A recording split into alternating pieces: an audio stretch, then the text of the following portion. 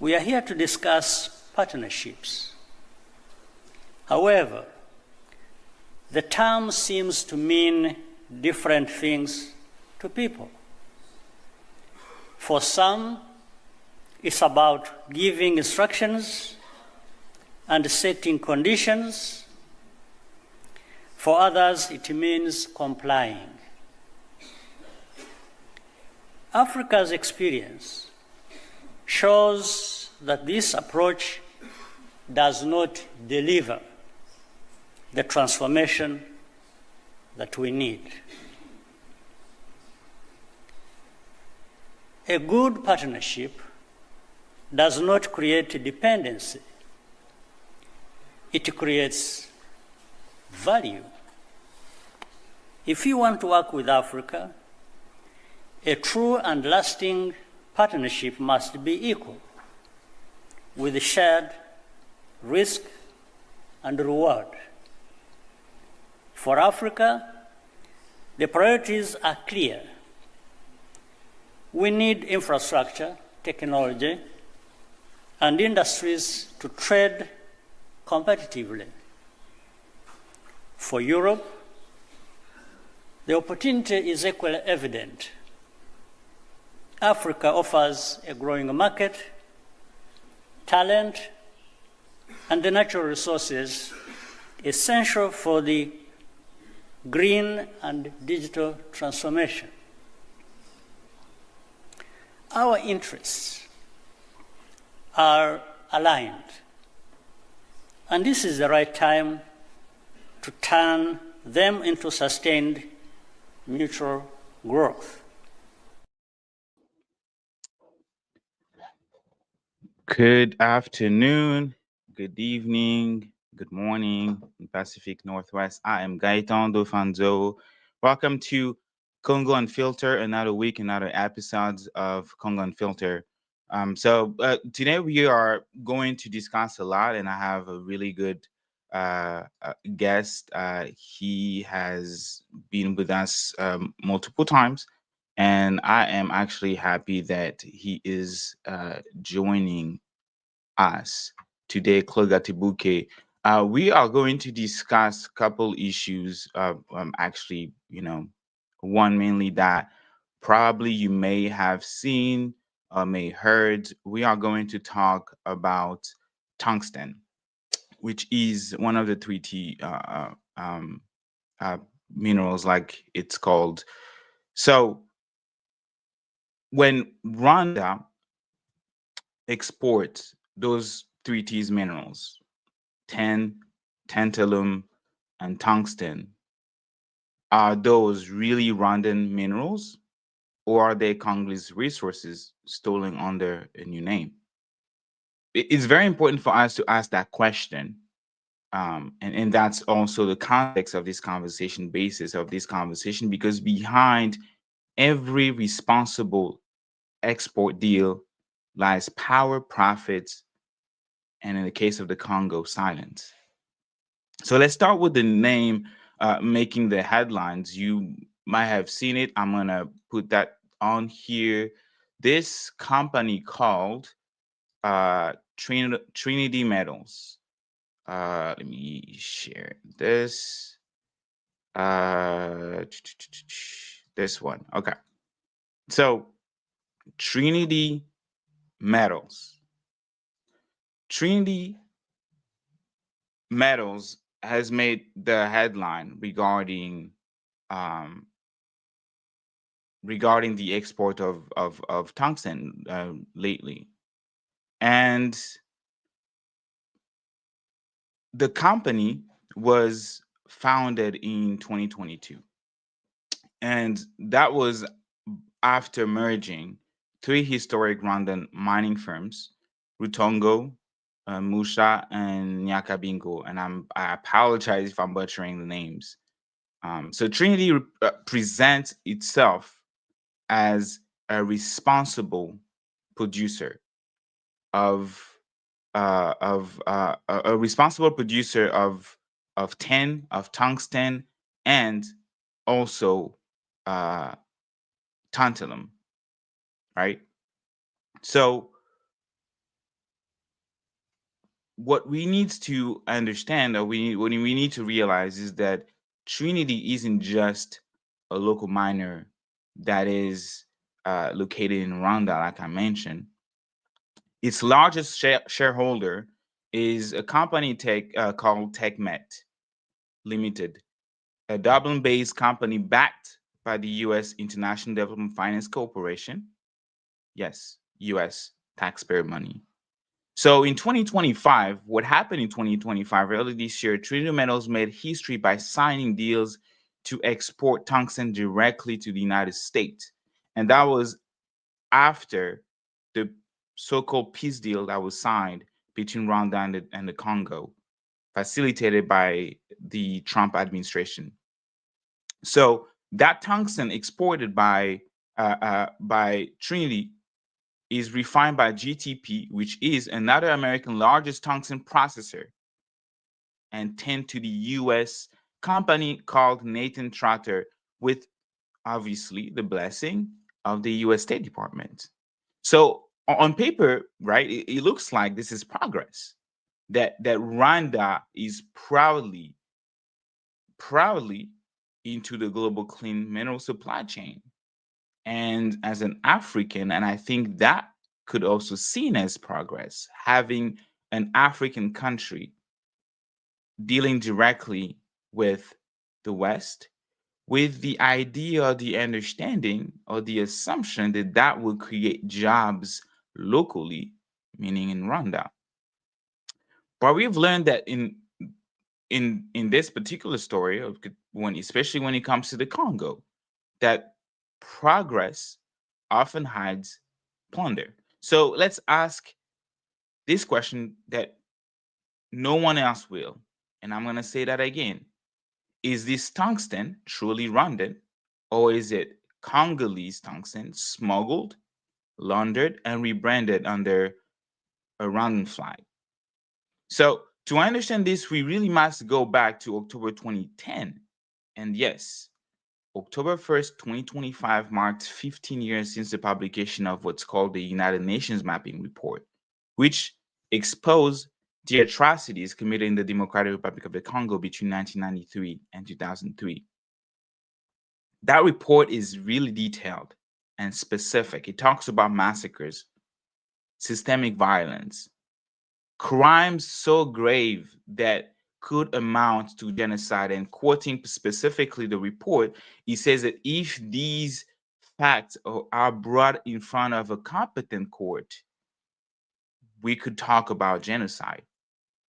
So the report didn't just name militias, it names armies, including Rwanda's. For a brief moment, it looked like the world might finally confront the truth. But then, something very interesting happened. Suddenly, another narrative took over the global headlines: conflict minerals. And Friends of the Congo has been at the heart of that conversation for decades, since the creation of that narrative in 2010, right after the publication of the mapping report. So instead of asking the true and pertinent question, who has committed crimes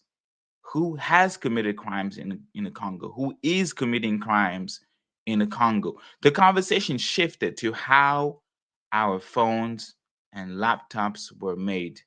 Good questions, but the timing was odd. An activist and corporation rally around conflict minerals. Section 1502 of the Dodd-Frank Act forced companies to disclose whether the tantalum, tungsten, gold, coltan, and you name them, all those rare, earth minerals that today the US seems to be eager to go to trade war with China. That same policy was put in place allegedly. If you read what it says, or what they say in the US government's website, it want companies to be more ethical when it comes to minerals. So it was well intentioned. I really want to give them the benefit of the doubt. Well intentioned. But again, the timing was everything at that moment, because as the conflict minerals narrative grew, the mapping report and the Rwandans' alleged role in atrocities quietly disappear from the global conscience. Because Rwanda, as documented in that report, the Rwandan government led by Paul Kagame killed millions of people. There were Tutsis, there were Hutus of other tribes, there were Congolese. They went on Congo soil. They went all the way to Central African Republic. So these were grave violation of international law. These were acts described as war crimes, crimes against humanities, and genocide. So enter in the conversation during the exact same time is the ITSCI, the International Tan Supply Chain Initiative, managed by the International Tan Association, ITA. Their bag and tag system claimed to track minerals from mine, to export.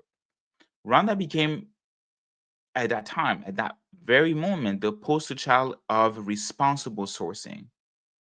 But there is a paradox, guys, that Rwanda's export of tantalum and tungsten far exceeds what its own geology can produce. That's not me saying that.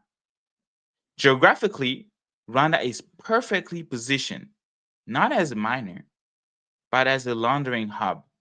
Congolese minerals are smuggled across the border, tagged as ITSCI compliant and sold globally as Rwandan. And actually, that was in the conversation with our executive director who shared that with me, and it was on this show a couple months ago, actually, that the founder of that organization was in direct talk with James Kabarebe, the current minister, if I'm not mistaken, of foreign affairs. And he was at the time the strategic person, the person who put in place system that will continuously invade the Congo under different militias, and sometimes under the RDF itself, having invaded the Congo in 1996, 1998, and lately 2025. So fast forward to today, Trinidad Metals ships tungsten to the United States in Pennsylvania. Rwanda calls it industrial advancement, but credible investigation tell different stories. Again, these are not my personal opinion. I do have a lot of opinion about this, but these are facts. Bloomberg early this year talked about smuggling of Congo's minerals into Rwanda has reached unprecedented levels. Reuters, still in 2025, talked about Rwanda firm Boss Mining Solution, but Colton from Rebel held areas of the Congo.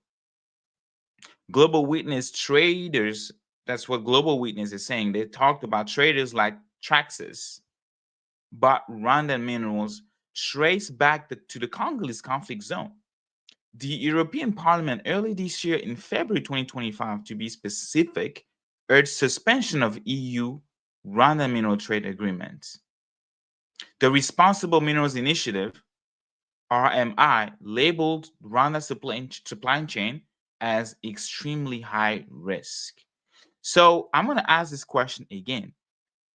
Is Trinity Tungsten Rwandan, or is it Congolese stolen wealth, washed clean by paperwork and political silence? If US companies import this tungsten without due diligence, they risk violating their own law. The Dodd-Frank Act of 1502, the SEC regulation, and the fraud statute. But beyond legality is the moral bankruptcy, I believe, that American corporations are funding conflicts, propping up armed groups, and betraying their own pledge of ethical sourcing. So this is not about trade. Particularly for the Congo, it's about survival. Particularly for the people of Rwanda, it's about survival. So profits from smuggled mineral funds militia like M23, which, as we all know now, has been fueling a war that never ends. 30 years of aggression. Territories are captured, not for justice or people, but for the soil beneath them, for what they have. Rwanda profits, corporation profits, but the Congolese people bleeds. The Rwandan people bleeds. So every shipment of tungsten carries not just metals, but memories. Because we have evidence of villages being erased, families being displaced, lives destroyed. So if we really want peace in the Great Lake region, we must stop confusing responsible sources with responsible behavior. And until Congo's minerals serve Congolese people, not foreign investors or proxy's government, there will be no justice, no sovereignty, and no lasting peace. So, joining me is Claude Gatebuke. He's a survivor of Rwanda's genocide, human rights activist, and the executive director of African Great Lake region. Claude, welcome back. Really good to have you here. How you doing? Doing pretty good. Thank you. Thank you for having me on, Gaetan. I'm looking forward to this conversation, and thank you for laying out that all of that background, so that folks know that what we're talking about here is not just stuff that we're making up. There is documentation outside of what we are saying ourselves. This is not to invalidate, because there is this tendency to suppress African voices. I want to speak about this right out the gate, to suppress African voices as sources, and to think that the only valid sources are based on being European, being Western, being academics who usually show up way after the fact and write about it many years later, and then become the gatekeepers of the narrative. But also, I want to make sure that as we speak, that we center the voices of the people who are directly affected in the moment and are sharing these stories with us, and that we share the stories without any filters on this, or without necessarily going through the filter of all of these other institutions that have served for years as gatekeepers to the reality and the truth and the facts on the ground. Yeah, thank you so much for saying that, and that's why I wanted to have Rwandan voice in the conversation, because really to understand what's going on in the Congo, we need to be able to see past the Congo, right? And Yep. a couple days ago, full disclosure, we had a long conversation offline, and I was like, very interesting perspective. Let's bring it to the show and have this conversation. So my first question to you is, first of all, what is your perspective about what's going on in the Congo, and particularly the latest news with Trinity Metals getting minerals directly from Rwanda? It's progress, right? As a Rwandan citizen, what do you think? I see you're you're asking a question saying what is going on in the Congo, and then you ask me about Rwanda exporting Yeah. minerals to the U.S. Um, my perspective is, it's not. I don't like to just call things perspective Hmm. um, when there is also fact that is a part, that is the basis of what we are sharing. Because sometimes that's the other part is, there's a lot of gaslighting that happens where people will just say, oh, what you're saying is just your perspective. So let's talk about the facts. The fact is, since 1996, since the invasion of Congo by Rwanda and Uganda, which it doesn't start in 96. It also doesn't start, as many people put it. It's not rooted in the Rwandan genocide. It's rooted way before the Rwandan genocide, when Museveni, after losing an election in Uganda, started a war And then he started recruiting child soldiers and also some adults, including Paul Kagame and others who were refugees in the Congo. They wreaked havoc in Uganda, they wreaked havoc in Rwanda, then they went into the Congo. And since 1996, um, Rwanda's and Uganda's exports, Congo was invaded by both Rwanda and Congo with the help of Western powers like the US and the UK, and the European Union is locked in with them now. They have had this diplomatic cover, which you talked about it. The mapping report came out, and then people started some other distractions to distract from the mapping report being centered and justice being centered for the Congolese. Um, the that invasion, there's also political cover. There is economic and military support in money, equipment, and training from all of Rwanda's and Uganda's partners. But what is happened, it's glaring, tied to this export of minerals, is Rwanda has exported amounts of minerals that are exponentially more than found in the soil of Rwanda. But not only that, the numbers of minerals exported from Rwanda, if you look at the reports, any reports going back 25, almost 30 years now, 2001, 2002, 2003 UN reports, they talk about how much more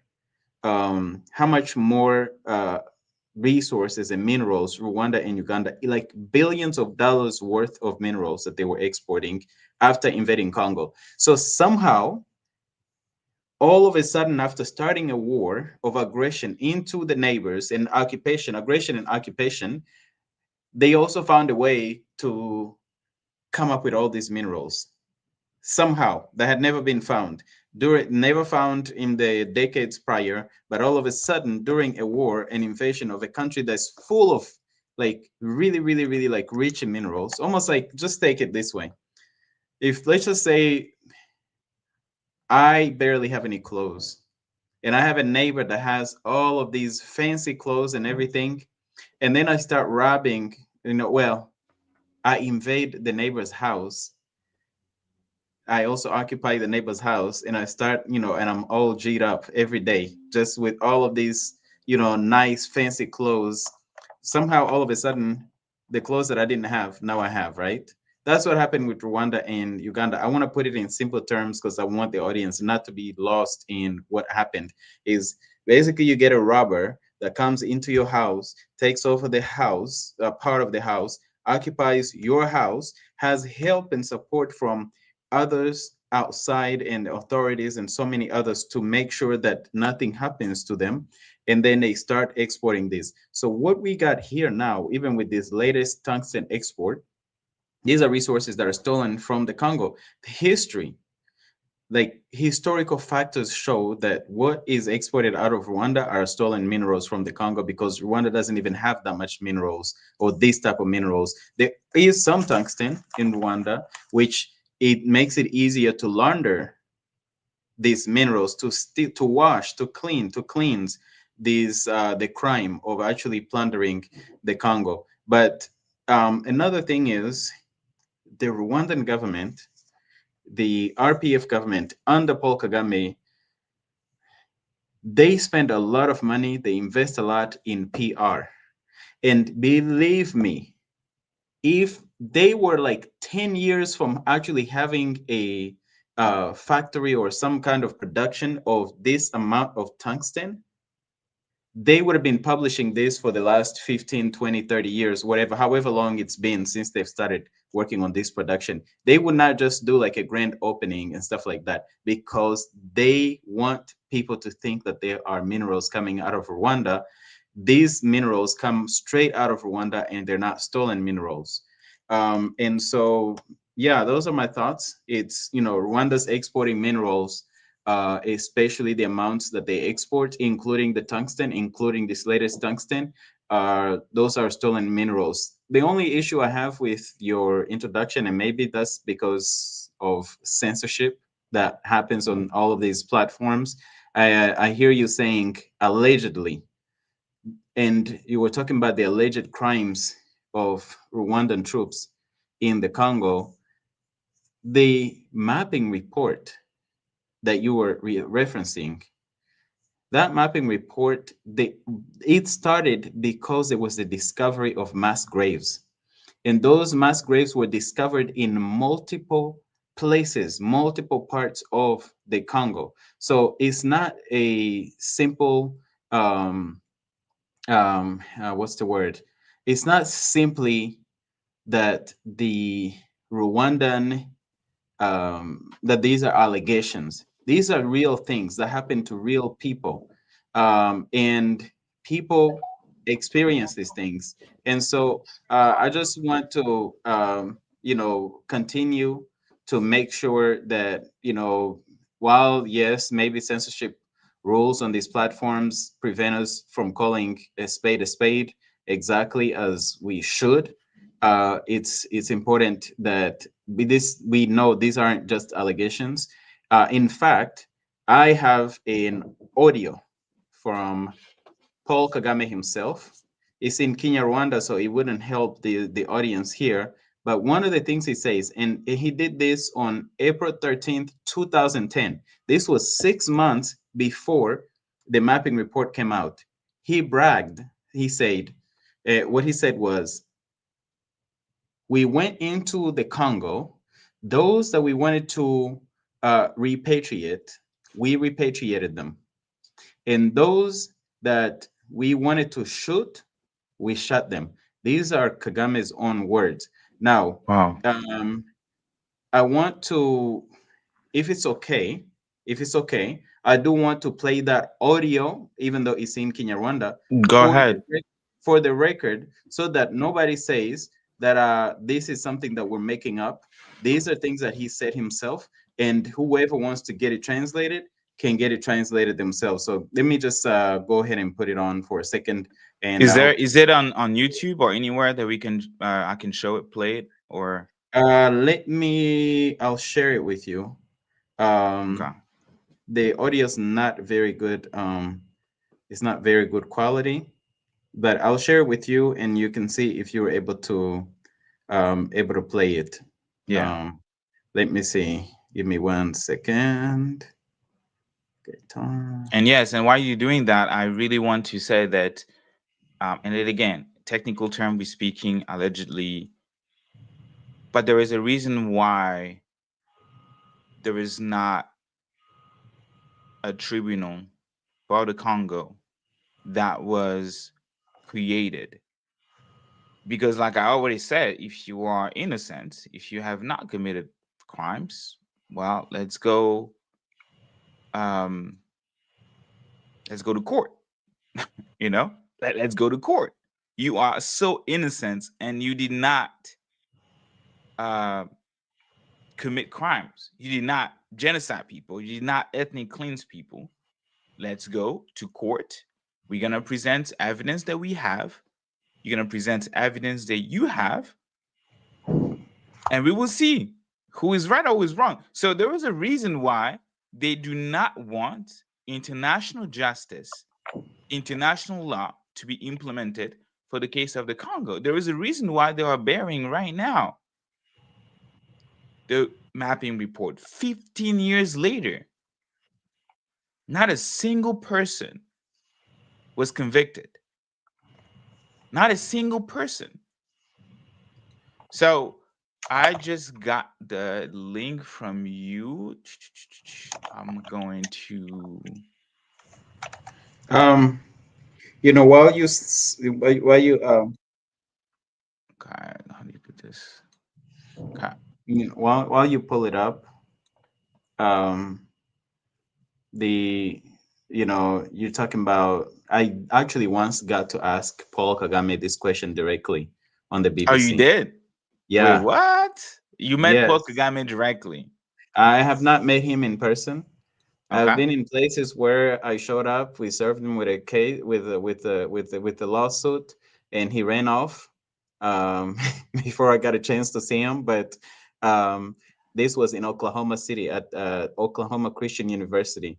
By the Okay. way, the person who was the who was running the school, Mike O'Neill, at some point I saw in recent years that now I don't know if he still is today, but in recent years he was actually either like the head or among the leaders of the University of Rwanda in Rwanda. So in 2010, before the mapping report, you see this speech that I shared with you, it was on April 13, 2010. April Mm-hmm. 30th, 2010, we were in Oklahoma City where he had a graduation. He was a speaker at the graduation and served him with a lawsuit that includes some of these crimes that he's bragging about. And he ran off without speaking. Um, and the university, um, of course, held their ceremony. We also had a protest there. But then he eventually, this guy, Mike O'Neill, ends up somehow in Rwanda years later, uh, as Look part at of that. the university in, like, just straight incest, you know. No um, wonder. yeah. So, and again, these are things that you can go and find on the internet. Just look at who was running Oklahoma Christian University in 2010, and then take that name, put it in Google, and put Rwanda, and see what see what you pull. That's crazy. So the same strategy goes way back. But I got Mhm. your video, so let me play this for the audience, and then like you say, you disclaim it's in Kinyarwanda, but I think it's public records. People there are experts, people who speak the language that will know. So let's hear it.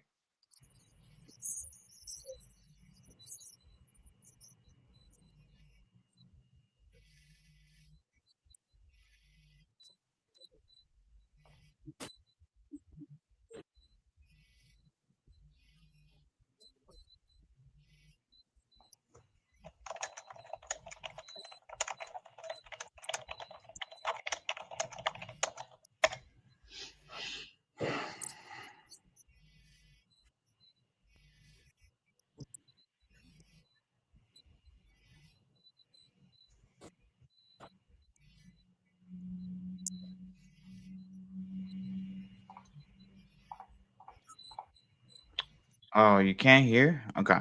Let's see. You can't hear? I can hear it. I'm not sure if the audience can hear it. Okay, let Um, me not. when you share, see Interesting. if you can share the sound.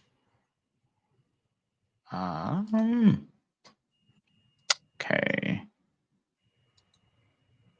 Think But I could read also the share caption. tab audio. Yeah. Okay. I wonder if I need to download it. What about now?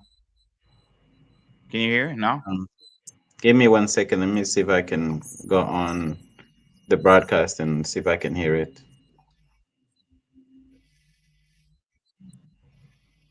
No, No? Okay. Technical issues, guys. My apologies. Is this on YouTube by any chance? no, No? it's not. Okay. Yeah, but it should be. Maybe if you have the video, because it doesn't let me download it. Let's Yeah, I'll see. download it and send it to you. Because it says share to. Oh, there you go. There's a download button. Download. Yeah, it's a short video, so it shouldn't take. It's a short video. It should be easy um, to push.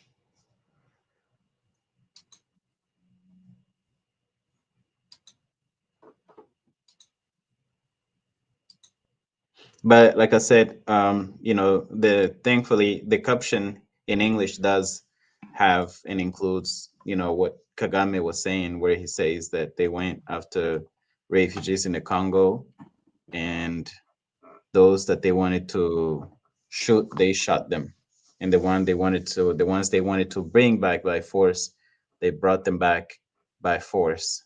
He is talking Yes. about those exact crimes in the mapping report, and I brought it up because as one of the things that they did when the mapping report came out. So while you're working on it, I just want to share some of this. So he made I this can't speech. download it, by the way. I don't know why. So maybe if you have the video, you can send it to me. All right, Yeah. yeah. But what happened was after the mapping report came out, all of a sudden they became innocent. They were like, oh, no, no, no, no, we didn't commit these crimes. We didn't do this. There was no genocide in the Congo. There was no genocide of Hutu people in the Congo, which is clearly documented in the mapping report. And the thing is, there is um, there is um, a definition of genocide, right? And that definition, what they did in the Congo, not only to the Hutu people, but also to some of the Congolese people, and what they're doing today fits the exact um, definition of genocide. And here is that definition. It is the intent. So intent is like the key to destroy a national, ethnic, racial, or religious group in whole or in part through acts such as killing members, causing serious harm, imposing conditions to destroy the group, preventing births, or forcibly transferring children. They are doing all of this in the Congo. They did all of this in the Congo. Of course, again, the definition says in whole or in part. It's not everybody. You don't have to get everybody for it to fit that definition.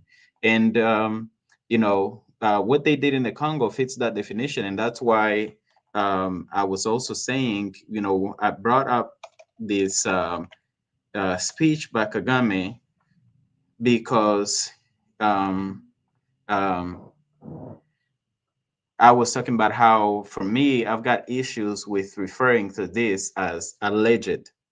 Knowing where the mapping report came from, knowing that this thing was, all of it started as a result of mass graves being found in multiple places. We have, women who have been totally destroyed. Some of that talks about it talks about um, preventing births. Some of the women, the way that these Rwandan and Ugandan troops went and assaulted them and amputated their genitals and things like that, those are things that prevent people from potentially giving birth in the future. And so all of that, those are real things. At time you can check and see maybe over email that you've got it. Again, those fit the definition of genocide. So Rwandan troops, the Ugandan troops have and continue to commit genocide in the Congo, and companies that are trading in these resources with um, with Rwanda and Uganda are also complicit in financing these atrocities. In fact, this genocide. In fact, also governments that protect and provide diplomatic and political shield to Rwanda and Uganda, uh, countries that train Rwandan and Ugandan troops, countries that fund Rwandan and Ugandan armies, countries that even just simply fund these countries as donor nations.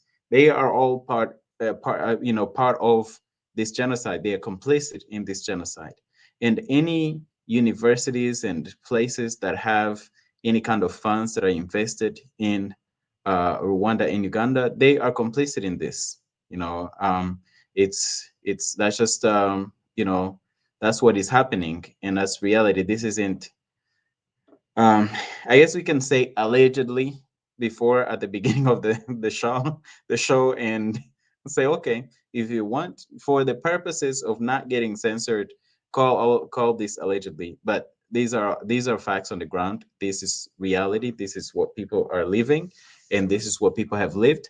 And again, Rwanda and Rwandan officials jump and start denying these crimes in the Congo after Paul Kagame himself bragged about these crimes less than 6 months before the mapping report came out. I don't know if you got the you're able to get the Yes. video. Let's try this again. And let me know if you can hear.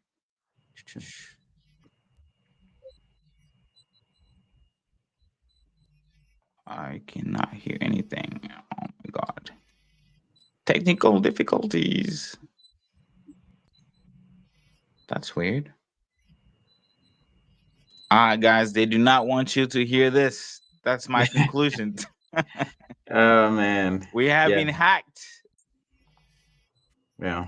Yeah, I'm not Let's sure see. why it's doing that. Let me try to share this one. Uh,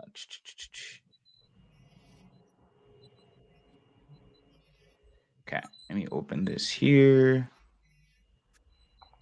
That's weird. I literally just played a video at the beginning, and I hope people were able to hear. So, were you able to hear at Yeah. the beginning the video on Kagame? No, no, no, not at all. Oh yeah, the The Kagame video I could hear. Okay, Yeah. all right. Mm-hmm. Read this one. What is this? That's weird. There was nothing, no sound at all. Okay. Um, Let me try to studio. Oh no, I want to. I did put that video in the studio. Um, Oh, you did? yeah, try and see. Yeah, it didn't work. That's the one that I tried to play. Okay. Okay. Well, let's continue. I think, Nah, it's you know. fine. Our Mhm. apologies, guys. I'm gonna try one more thing. I'm gonna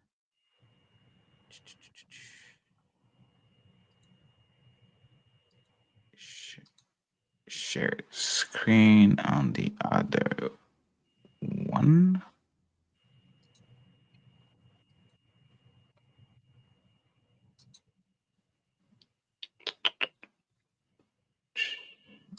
Screen three. I will share audio. Oh, maybe that's what was wrong. Okay, let me try this again. Okay, all right, let's try this. Can you hear? No? All right, we tried. Sorry, but uh, I mean, yeah, this is actually technical difficulties that people usually run into. But I was actually trying to like show kind of like I think I've spent like 3 hours talking about this, talking about like the international. Let me see. I want guys to be able to see what I'm seeing. Um,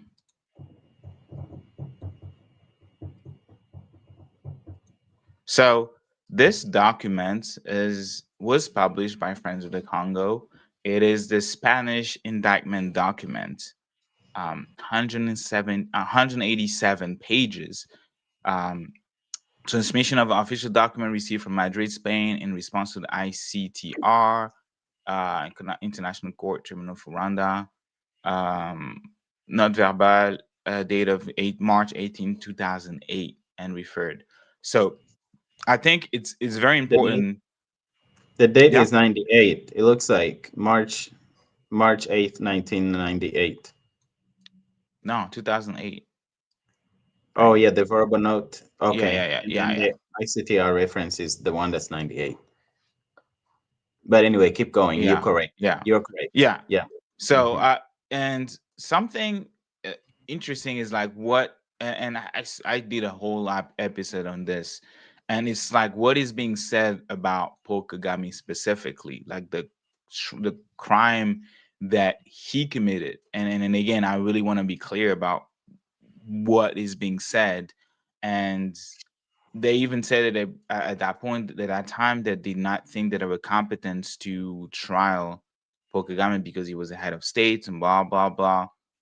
And I even had Ann Garrison on the show to clarify and give her perspective regarding the ITCR and how for her and for many people, like it seems like the international law was used to actually go against those who were a threat to Paul Kagame, right? They were actually going after them and overlooking the crimes that Paul Kagame committed.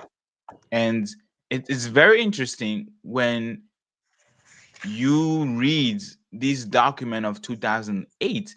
Later in August 1992, while he was attending a meeting at Mulindi General Headquarters, Rwanda, he verified that the FPR was not really interested in peace, judging by the word uttered by Paul Kagame, who, according to witness, wanted to take advantage of the peace negotiations only for military purposes, strictly oriented from the very beginning to seize power by force. Seems like something is doing in the Congo, clearly. Uh, and they go in details and actually document some of the things. So I really invite you guys um, to go and read this document. Just type Spanish indictment Friends of the Congo and it's on there. You will have that. But back to our conversation, brother Claude, I want to have your perspective on uh the Dodd-Frank Act specifically, because I think you reach out to me and ask, oh, apparently the Congolese government is trying to do a joint task force or a joint operation to kick out the FDLR, and we have debunked on this show, and Friends of the Congo has debunked many times the FDLR threat, right? And we also have presented the discrepancy in the narrative that is being presented by the governor of Rwanda, in particular Paul Kagame, who has used the FDLR as a pretext to invade the Congo. But now we've seen that they sign a deal, a peace deal, that essentially gives legally Rwanda's access to Congo's minerals. And a few months later, uh, the US companies, for the very first time, was able to acquire minerals directly directly, right?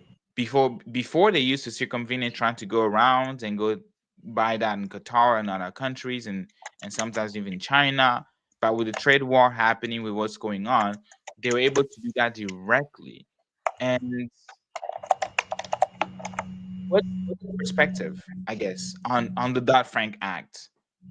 Do you think that the Dodd-Frank Act is a tool to help the Congo? And I know I give a long presentation at the beginning, but personally, I do think that um, right now with the deal and with the fact that President Tshisekedi was able to agree the terms, even though those terms were not calling out President Kagame's directly, the RDF directly, to withdraw 100% the troops, from the Congo. And now it seems like the Congolese government has stalled some of the conversation regarding the economic framework, and I spoke about that last weekend. For those who want context, go back to Friends of the Congo and watch that. But what's your opinion on the Dodd-Frank Act, particularly the work or the policy put in place to specifically avoid minerals from regions that are under occupations, regions that are ravaged with militia groups, including the RDF. What do you think about the Dodd-Frank Act? Um, I see. When you say the RDF militia group, you mean Rwandan Defense Forces extension, the Absolutely. three, or even I guess the military being a militia. My thoughts on the Dodd-Frank Act is, um, in general, uh, in its spirit, I think it's helpful. Although for me, I classify it, me coming from a perspective where I want revolutionary change, radical change, fundamental change. I put it in the incrementalism, type of change where people are like, yeah, let's reform this. Like lynching black people is bad, so let's just make a law that's kind of in the middle that appeases the lynchers and the lynched, type of thing.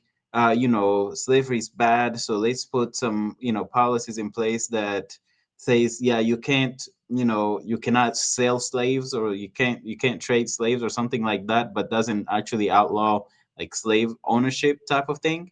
um, for me, that's kind of how I see the Dodd-Frank Act. It talks about the chain, but what prevents the U.S. government, especially knowing, especially this was back in 2009, 2010. This is the time. At this time, the U.S. was and still was, especially at the time, was the biggest superpower, around the globe with no real challengers. Um, and somehow, all they could do was come up with a law that talks about the chain, the supply chain. Why not go to the root? Why even start the supply? So for me, I did think that it was a minor, very minor deterrent. But in terms of having real impact, it didn't have that real impact because you had I know that you preface this question with the fact that now a U.S. company is trading directly with Rwanda, knowing that they're trading blood minerals, conflict minerals, and the Dodd-Frank Act isn't doing anything about it. This is no different than when you have these laws that says, yeah, if you possess this amount of drugs, this is a crime, right?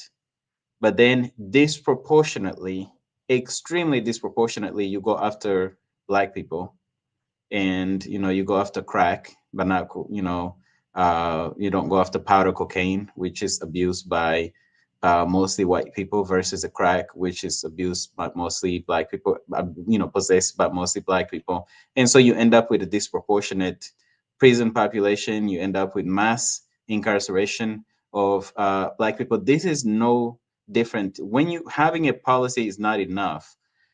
Actually, the work itself, the implementation of policy is what is important. And the Dodd-Frank Act is not the only law that the U.S. has that can actually address what's happening in the Congo, in the region. The U.S. has laws against the use of child soldiers. We know Rwanda and Uganda have used child soldiers. The M23 uses child soldiers, and the M23 is an extension of the Rwandan military in occupying the Congo. And they only used that back in 2012 when the M23, the initial M23 name came out, which again, we go back, when we talk about the Congo, it goes back 30 years. What we have, there's all of these new acronyms, the M23, and right now it's transforming itself into the AFC. And at some point they might have an M26 and M45, whatever the change is in these acronyms. It's the same invaders and the same occupiers, Rwanda and Uganda, using some Congolese puppets to carry out their mission, as well as mostly Rwandan and Ugandan troops doing the harm to the Congolese people. So again, my thoughts on a Dodd-Frank Act is that there was no will, no political will by the U.S. government to do anything about the atrocities in the Congo. Um, One easy example I will give you is when there was political will, the slightest, there was change in behavior. I just referred to the use of child soldiers. There are also laws against torture and so many other laws. So it's not just the Dodd-Frank, It's not the Obama law, the 106459, Public Law 109456, that is also a U.S. law that can impact what is going on in the Congo. The child soldier law was actually used in 2012 or 2013 by the Obama administration to sanction Rwanda. It was a laughable sanction. It was $200,000. That is like the salary of somebody in the State Department. And they used that. They said that they sanctioned them because of the use of child soldiers. That was more impactful and helpful than the Dodd-Frank law in the fact that it set off in spite of how laughable that sanction was, it set off a chain reaction where global players, other donor nations, stopped sending money to Rwanda. Multiple countries stopped aid during that time. That, coupled with the international force brigade that came into the Congo, um, um, where you had I'm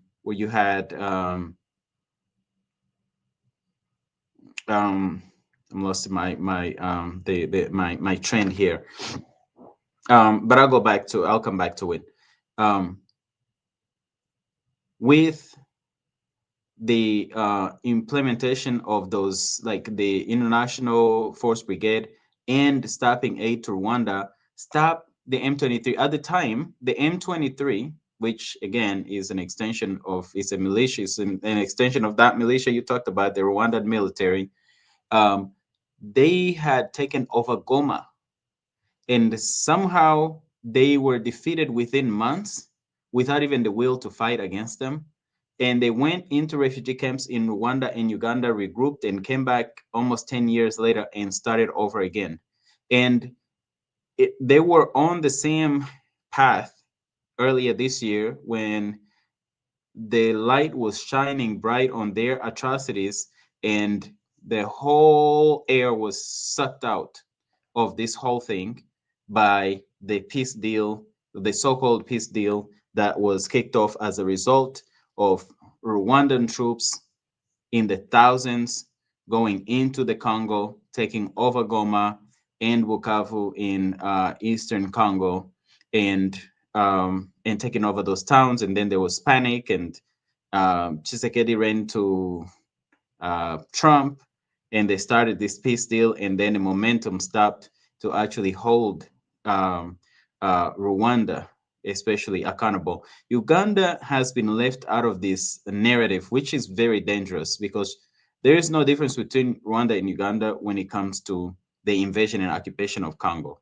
And for some reason, most of the public, including Congolese people, as well as the Congolese government, they are silent on Uganda's role in what's happening in the Congo. But again, going back to the Dodd-Frank, there is other tools that can be used that would be very helpful. It's not just about trading minerals. It's about stopping even just the illicit and the plundering of these minerals. And those sanctions were a start. There are other things that can be done, like isolating Rwanda and Uganda internationally, the same way that apartheid South Africa was isolated from any international activities. Stopping any kind of monetary transactions, especially by leaders of Rwanda. This could actually bring it to a stop before we even go to this Dodd-Frank Act that talks about supply chains. Lastly, I'll give another quick example, and I hope you can interact with me on this one. In 2020, this is to show when there is political will that things can get done without needing to close your eyes to the crime of invading, raping, killing, plundering, and then you start to intervene at the supply chain after all of that has happened.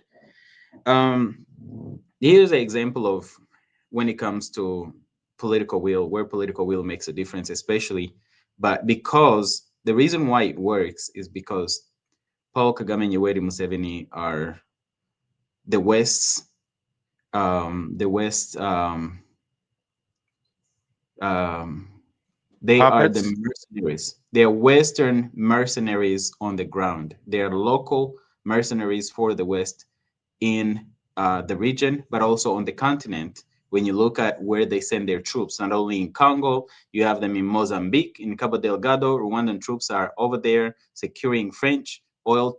Total, um, oil interest. They are the Ugandans are doing that in Congo.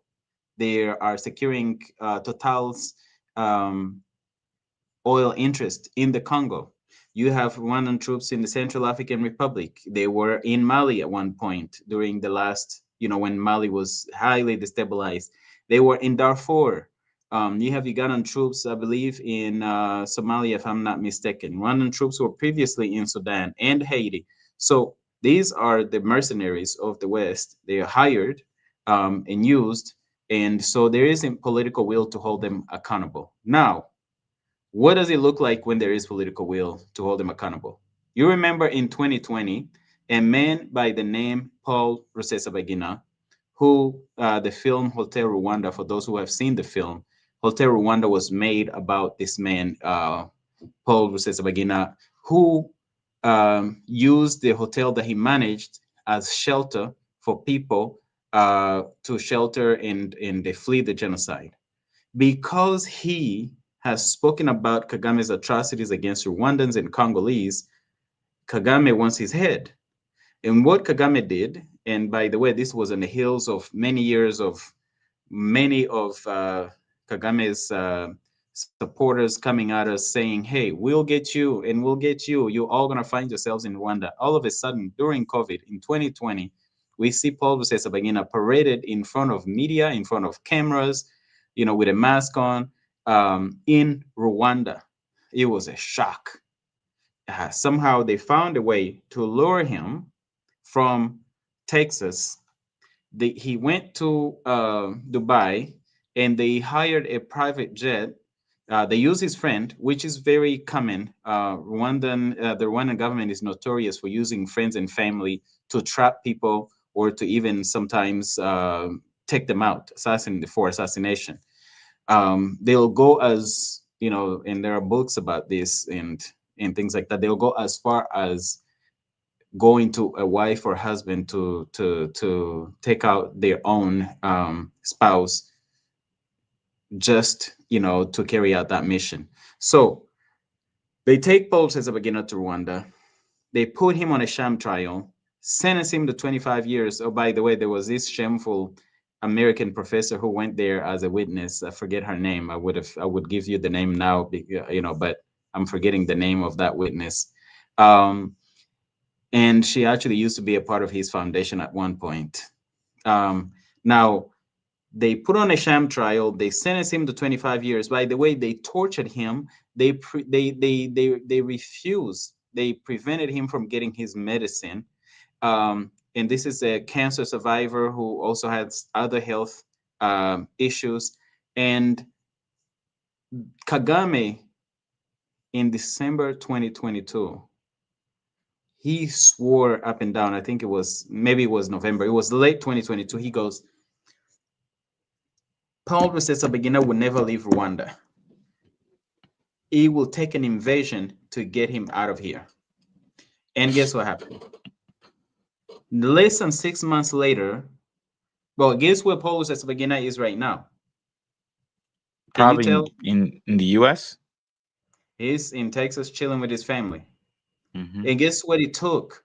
The US threatened to withhold $90 million in aid to the regime, the dictatorship in Rwanda. So it doesn't really take, like when there is political will, we don't need to get to the Dodd-Frank, part where it's like, okay, yeah, commit all those crimes and then we'll just worry about what you do with what you steal. You see what I'm saying? Yeah, if I may chime in, and I think just to give context also, that Paul Rusesabagina is, at least at the time, a permanent resident of the United States, which means, and that was the arguments of many senators, including the Secretary of State at that time, I think it was Blinken, if I'm not mistaken. They wanted to expand. There was a new law that the U.S. was trying, a new policy, I will say, that the U.S. was trying to implement, trying to bring home all American citizens that were held in captivities overseas. So there was a conversation to expand that law or that policy in order to also include permanent residents. And I think they ended up doing that. And that's why it was very key to advocate for somebody who was portrayed as a hero, because he's a hero that everybody knows. And you mentioned that Hotel Rwanda.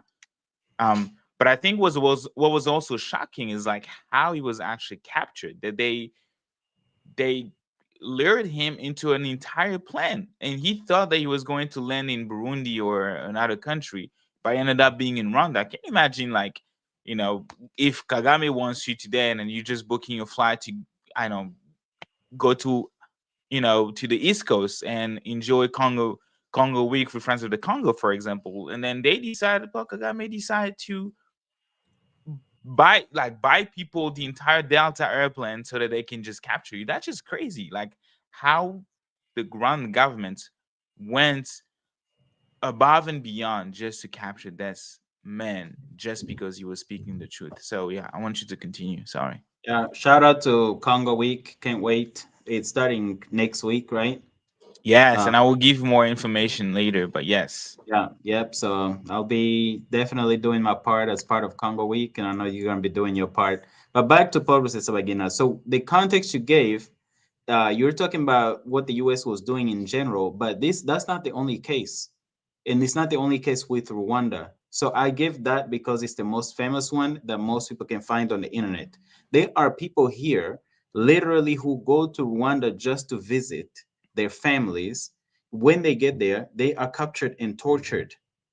And then the US embassy has to intervene. It's not the first time that they've had to intervene to let somebody out. They like, I know these cases, and the State Department and embassies have to, they keep doing this. Again, this is when there is political will, because these people are either residents or citizens, like naturalized citizens of the US. They are some US diplomats that actually go to Rwanda, they harass them, they follow them everywhere. The US ends up having to put them, like, to send them to other places. That's also happened in the past. There was a woman who went to Rwanda from England, from the UK. UK is one of the biggest donors to Rwanda. They disappeared her. And when the story became public, the UK said that they would use, they said that they would use GPS to find her. They were, all of a sudden, the Rwandan government had the embassy go to the morgues, to the jails, to the hospitals, to all kinds of places to go and find her. And they couldn't find her. And they said, oh, we don't know where they are, where she is. But then all of a sudden, when they said, oh yeah, we're going to use the GPS to find her, she emerged. They turned her over. She went back to the UK. Wow. She's back with her family. So there are many stories of, like, kidnappings, either inside of Rwanda or outside of Rwanda. Many people have been kidnapped outside of Rwanda. Many people have been taken out outside of Rwanda. The story you were showing of the Spanish indictment, I was reading the names: Paul Kagame, James Kabarebe, Kayumba Nyamwasa, James Karamba, Theonest Lizinde. Theonest Lizinde was assassinated in Kenya. Wow. And we have a story from a conversation I had with one of Paul Kagame's former bodyguard that actually is story number 13, Alois Ruyenzi. We, in that conversation, he names all of those names. When I was reading those names on the screen, I remembered the article, and that's when I reached out, and I remembered the conversation. That's when I reached back and got this book, and they're all in there. Those were part of the meeting to shoot down the plane which was the very first act of the Rwandan genocide. The assassination of the two presidents was the Burundian and the Rwandan president was the first murder in the And Rwandan genocide. if I may, I really want to read that passage, right, in your book. Mhm. And he says that I met Alois Rienzi, a former bodyguard to Paul Kagame. We shared our story, and he told me why he decided to leave Rwanda. He has made sure to expose the injustice he saw while he was in the RPF. He believes that making the truth public will contribute to the future he hoped Rwanda would have when he joined the RPF as a teenager. Rienzi shared a number of key facts that he witnessed during the war leading up to genocide, as well as the things that he witnessed post genocide. One of the most important things he witnessed was the meeting chaired by Paul Kagame, who at the time was a rebel leader of the RPF. Other attendees included the following officer. Uh, uh, those names gonna kill me. Colonel Kayumbi Nyamwasa, Theones Lizinde, Colonel James Kabarebe, Major Jacobs Tumwine, Captain Charles Karamba. In that meetings, Paul Kagame asked Colonel Lizinde to present his report. Colonel Lizinde showed him a map of places to shoot the plane. According to Ruyenzi, the meeting took place at Mulindi on March 31st, 1994. On April 6th, 1994, President Juvenal Habyarimana's plane was shot down, killing him and everyone else on board, including the Burundian president Cyprien Ntaryamira. According to Rienzi, Kagame was watching a soccer game when the plane was shot.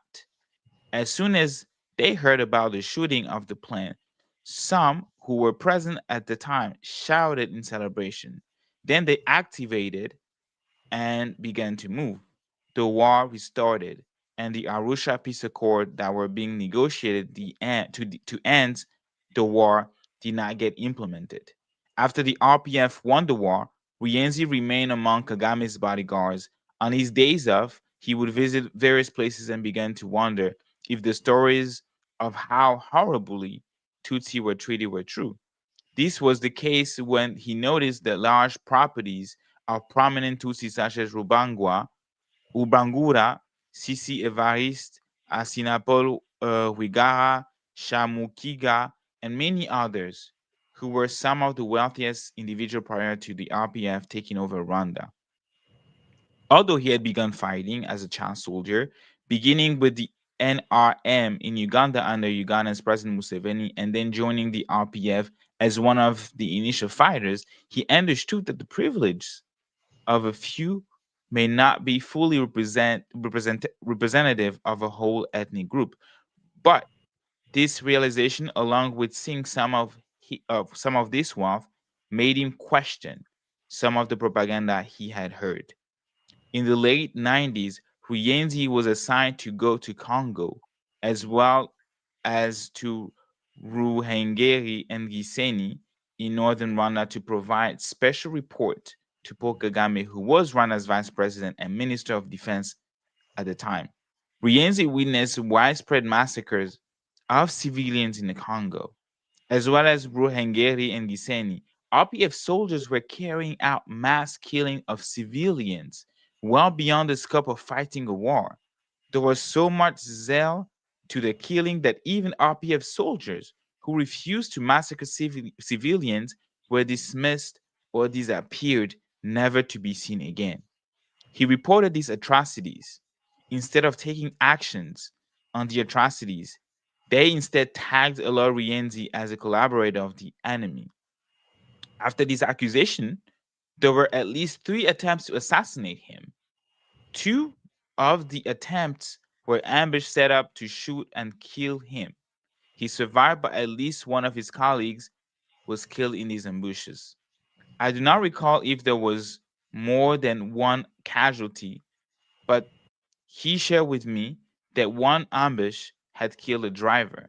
The third attempt never occurred because one of the people assigned to kill him tipped him off and he fled Rwanda instead. Rienzi was very distraught by what he witnessed because it was counter to his reason for joining the RPF and fighting war. His vision was a country of rights that respects human lives and treated everyone with dignity. Instead, he saw that the army he had fought with was becoming a band of killers. When he reported the massacre of civilians, he was ostracized and survived assassination attempts. In the end, he vowed to share all the information he has to make sure that the truth is told and justice is that the truth is told and justice is served in order to build a peaceful Rwanda.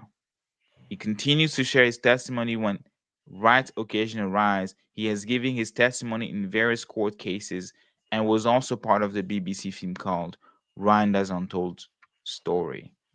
That's powerful, very powerful. Yeah, that's when you were when I looked at the document on the screen and you called out all those names, and I was like, this, is very in line with Alois Rienzi, like the names that I heard in that testimony, and you just you just read them. Shout out to Sister Teddy, thank you for sharing the stream. I see you. And love from Rwandans and Congolese sisters and brothers to you all in Ethiopia. So, Yeah. Shout but out to Sister Teddy. But I think, yeah, guys, if you haven't done so, go ahead and please buy this book on Survivors Uncensored. It is literally the story, 100 testimonies from survivors, 100 of them, more than 100 of them. So you can hear directly from genocide survivors. And Brother Claude, when I was talking to you a couple days ago, you were trying to talk about how there was strength and power into sharing. And then you said something very interesting that really, stuck with me until today. You said that when you get slapped, you know what being slapped means. To, you don't need,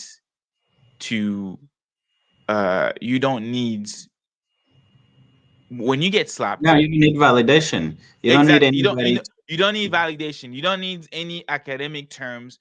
You know exactly what being slapped mean. Mhm. Do you think that there is, even from the media, from mainstream media, even from Congolese themselves, and even Rwandan citizens themselves, do you think that there is an attempt to somehow silence the voices of those who actually went through those crimes, or to not really censor them, but like, you know, like, let's let's tone down a little bit about how you used to describe your suffering?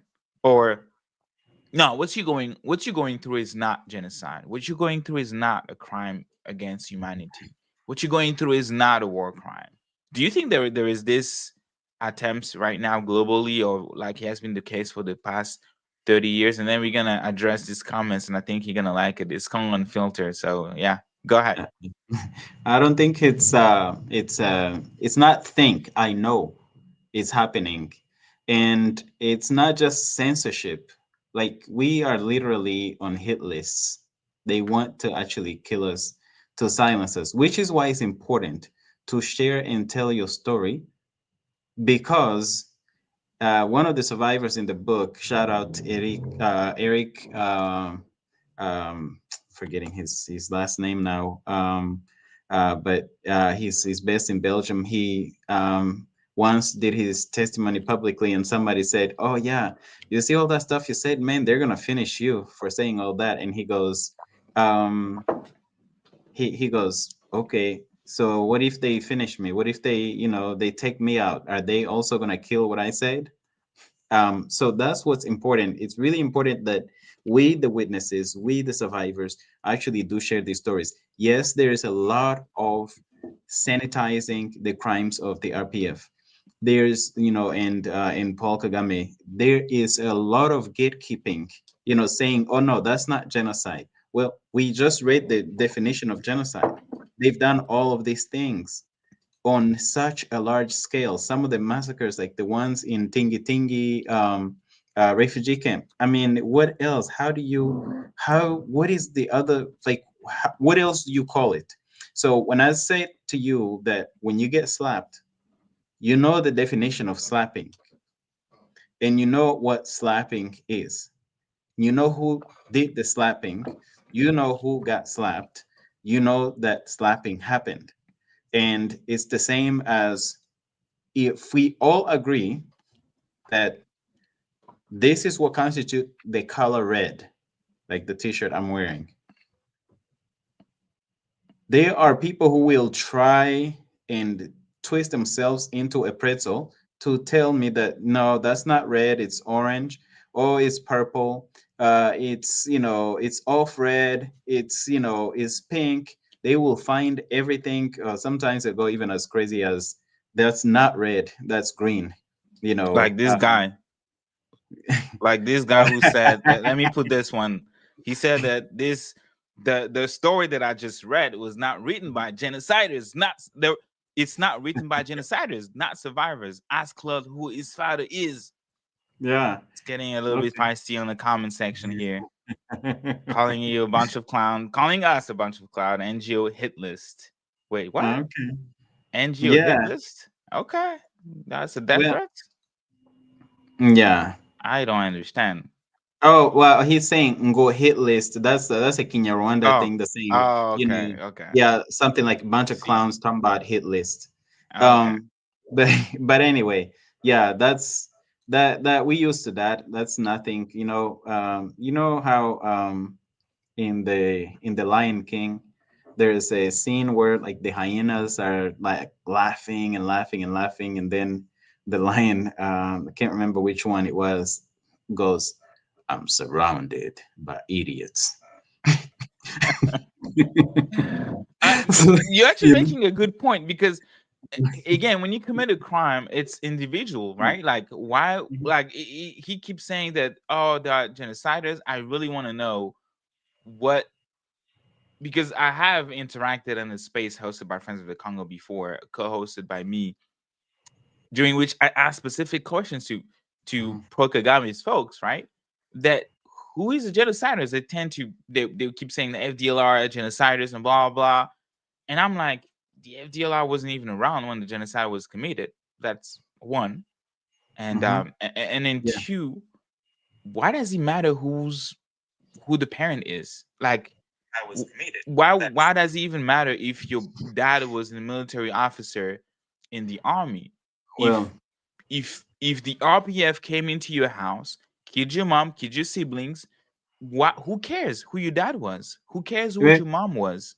first of all, my father was not in the military. My Yeah, father was I'm not. not saying that. I was just saying that why is it even relevant to the conversation that we're having about Yeah. talking about war crimes and crimes against humanity and genocide? Right, right.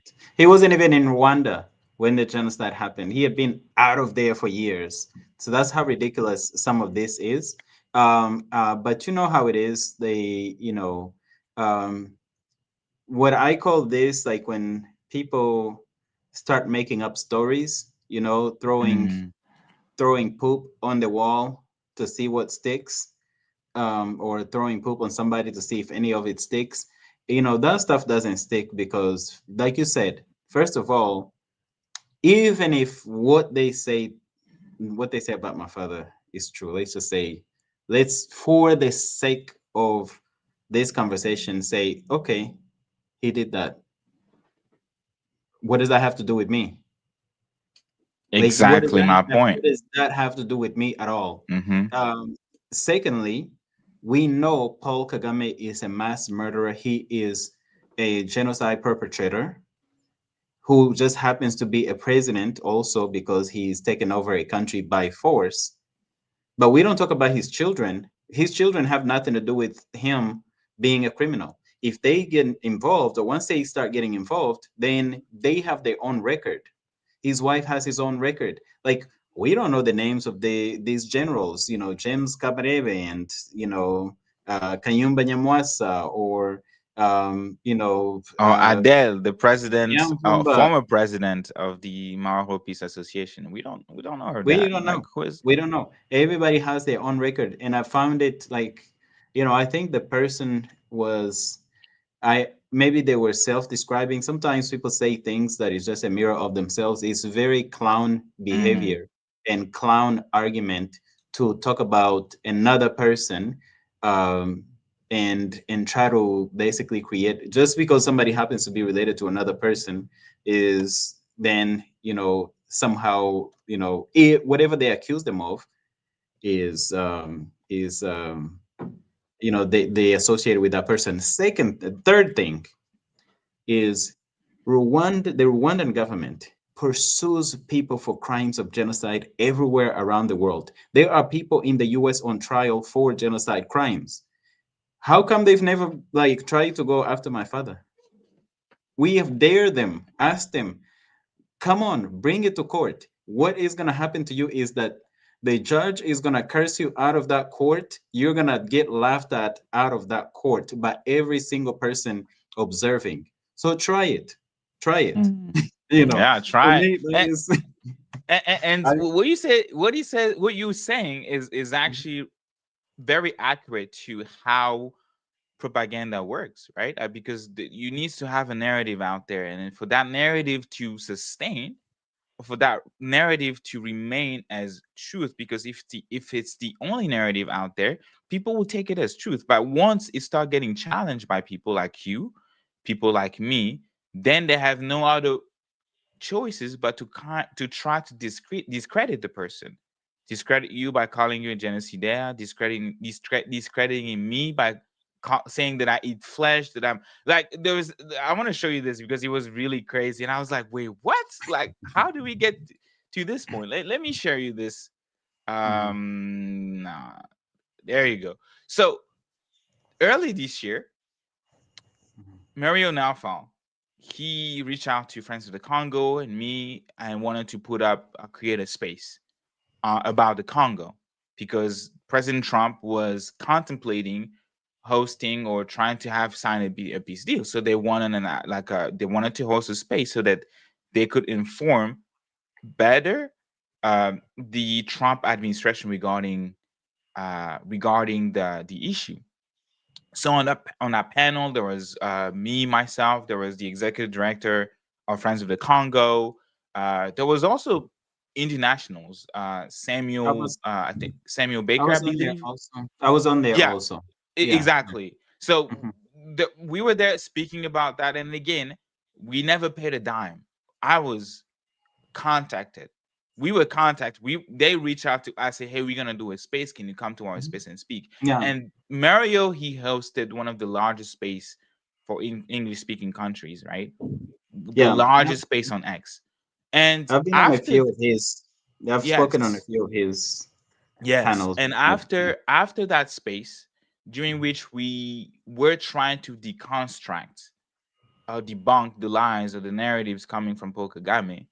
Few months later, he maybe a month, I would say a month later, he posted this. One of my most heart-wrenching trips and most authentic presidential interviews. Guess the country. He was in Rwanda. Like a month after we did that space, we had what, 250,000 view. Mhm. Paul Kagame invited him so that he could give his perspective, which he has all the rights, right, as a head of state. Which, by the way, I was really angry that the Congolese government didn't do the same uh, work. But anyways, so when he posted this, I reply say, whatever lies Paul Kagame told you in that interview, we are fully prepared to deconstruct and expose them. The international community represented within the United Nations, the International Court of Justice, and the International Criminal Court, along with credible organizations such as Human Rights Watch, Amnesty International, Global Witness, and even the US and UK governments have all documented the truth. We stand ready to challenge Kagame's deception with facts and evidence. This is kind of like the response that I got. Oh, I'm trying to look for that. This person, Les Miserables, and you in I mean, America, I guess the name speaks for itself. yes, Les Miserables, miserables, the miserables. And I don't know if it's a she or a he. I'm just gonna say they. That person just tweeted and responded and said, "You are eating humans for who they are, but you think that your conjecture matters." I was like, oh, hold on, wait, what? I'm eating humans? Yeah, My brother out here he responded, "Come on with better lie." Like, come on, bro. Like, come on. I'm eating humans because they well, are unable okay. to Now, deconstruct the narrative or even trying to address the point. Then now they go into attacking us. That's well, insane, bro. speaking of cannibalism, the in recent times there's been conversations within Rwandans. Kenya Rwanda is not a very widely spoken language. It's only spoken by maybe like 20 million people around. All together, if you put Kenya Rwanda, Kirundi, and everybody that understands that language, which is all in that region, right around Rwanda and Burundi. There was this one woman who was one of the regime's most outspoken, most morbid, extremist Tutsi and supremacists. Definitely the type of people she hated the most were Tutsis who didn't want to align with that supremacist, ethno-fascist, um, the ethno-fascist regime and behavior. That's who she hated. She hated Hutus the most, and the second on her list were Tutsis like that. This lady, Ingabire Marie Immaculate, her whole history on Twitter, celebrating people being killed in the Congo and injustices in Rwanda. Kizito Mihigo, I have her audios and videos on things that she said about them. She just passed. There was a time, one of the things that's come up is there's this one woman who is one of those Tutsi genocide survivors who is unwilling to fall in line with the regime. Her name is Yvonne Idamange, and she's in prison in Rwanda because in 2021, on her YouTube channel, she denounced the injustices happening to Rwandans, and they put her in prison, put her on trumped-up charges, including denying genocide that she actually survived. Same thing that they try to paint me with, right? um, they sentenced her to 15 years. Her torture included and includes, this is why these like sexual crimes in the Congo, it's not just, this isn't something that started in the Congo. This is something that was practiced and continues to be practiced in Rwanda by this regime. It's something that was started in Uganda before the regime even started, before they formed, when they were part of Museveni's army. The woman's torture includes not letting her clean up when she's on her periods. They had her in handcuffs for days Wow. and nights when they first arrested and jailed her. They sentenced her to 15 years in Wow. prison. So now she's on year number 4, almost 5 in a few months. And she only spoke for like 2 weeks. That was it, and then they put her in prison. Now, where I was going is that one of the regime's mouthpieces, one of the things that's come up about this one woman who was the leader of Rwanda's Transparency International, Ingabire Marie Makile is her name, um, is how when this woman, when Idamange was speaking and denouncing the injustices, somebody came out and said that, it's another woman, by the way, said that she wished that she could literally sink her teeth into her and chew her, like literally chew her, you know. Basically, what the saying was, what the saying was, "Namuhekenya," which means to Mm. literally like put in your mouth and chew. And so when you speak about cannibalism, this miserable uh, person that wrote to you, that's what the name says, right? That miserable person who was accusing you of eating people for who they are is actually a reflection of what the regime's mentality and practice is. It's a mirror. So they make people do that. They make people eat flesh, like human flesh. The woman herself said she wished to eat the flesh of the activist who spoke up. And so what I'm saying is they accuse you of um, being or eating people, when in fact their own authorities are the ones who say things like that. It's what I'm saying. But as Mm, far as so it's a mirror. It's kind of a mirror argument. that's insane.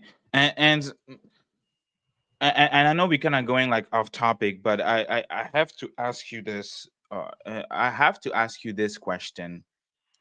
Within the Rwandan community overseas, in the diaspora here in the US or in France or in Europe, in Canada, just out of curiosity, are you guys, because obviously this dude is being blowing our comment section and just spewing hate, spewing hate. I really want to know if you guys are organized in terms of tribes, ethnicities in the diaspora. Like, are you guys in the US? When you guys come together at Rwandan people, is it among Tutsis in one side, among Tutsis on the other, or are you guys united? I'm really curious about the dynamic when it comes to the Rwandan diaspora, if I may. Yeah, and if you don't mind sharing some of those comments, I think it's important that the audience sees the type of hate that we're describing, that is spewed by the regime and their you know. Okay, I see the comment. This guy is It, it's claiming it's that my it's father was hunting it's people. just ridiculous, man. Like some Perhaps of those my father, comments. my father was hunting people using a remote control or what? Because he wasn't even in Rwanda.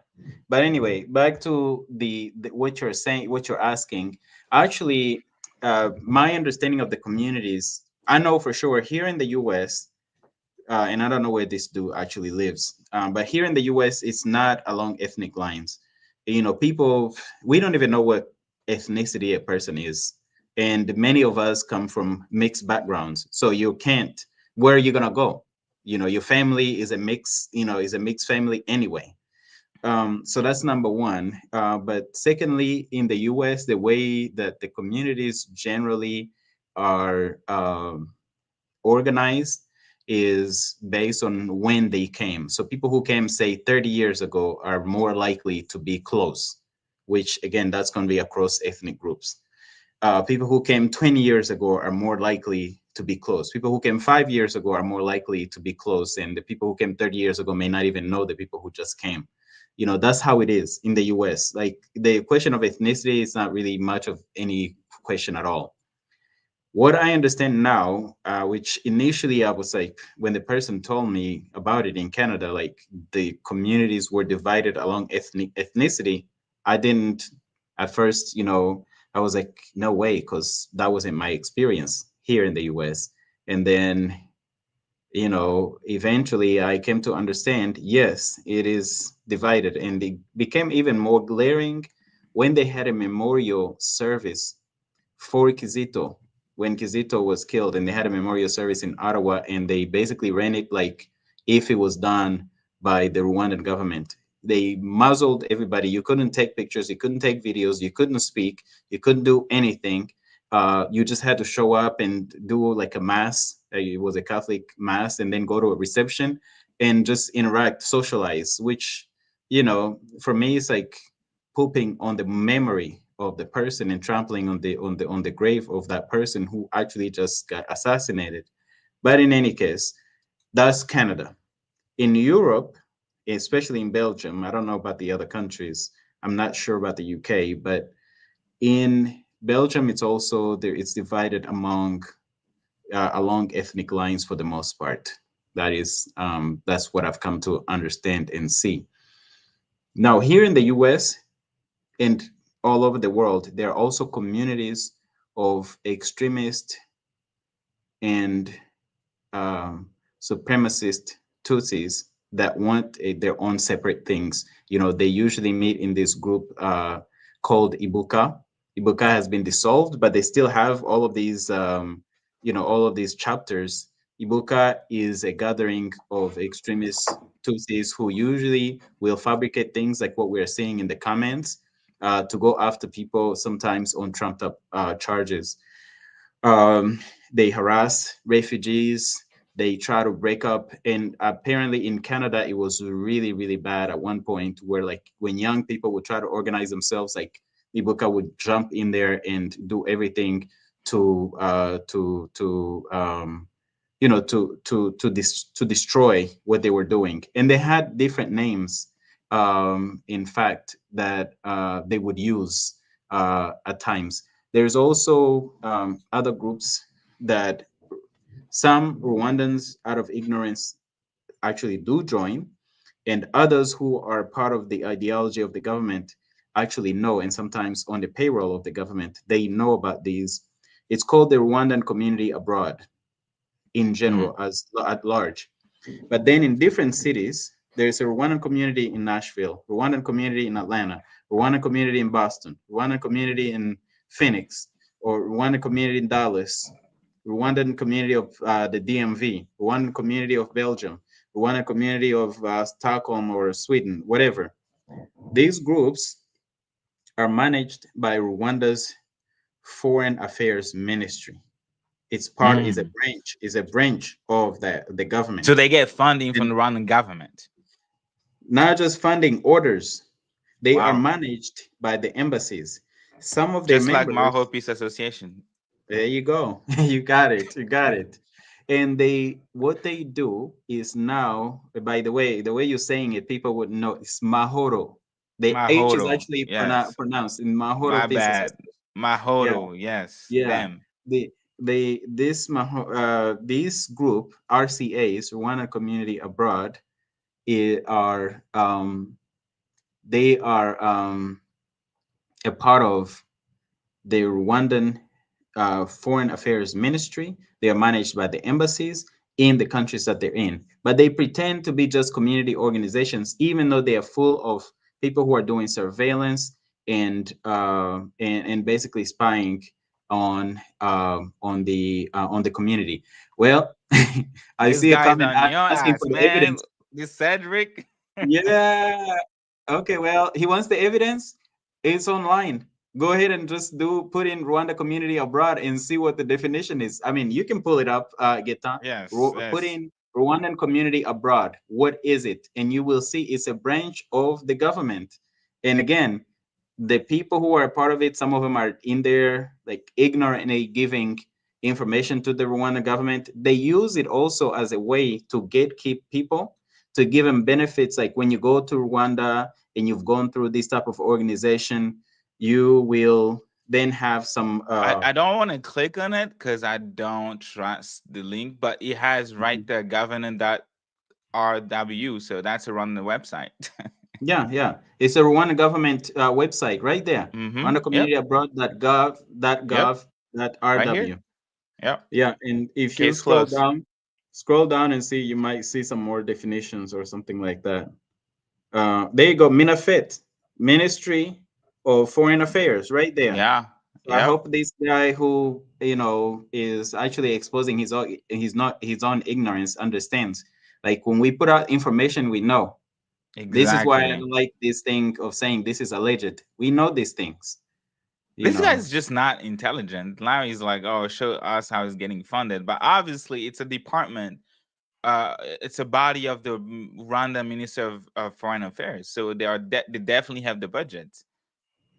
Yeah, Anyways, and that's even what I if was they telling you, weren't, bro. Like sometimes some of the comments are just plain like stupid. I don't want to put it up there. It just doesn't make sense. But hey, sometimes we need to entertain some of those bots, right? Or some of those like trolls. So no, it's not just that. I think it's important to show the world how these trained. By the way, we also have a chapter in this book with somebody who was one of those trolls.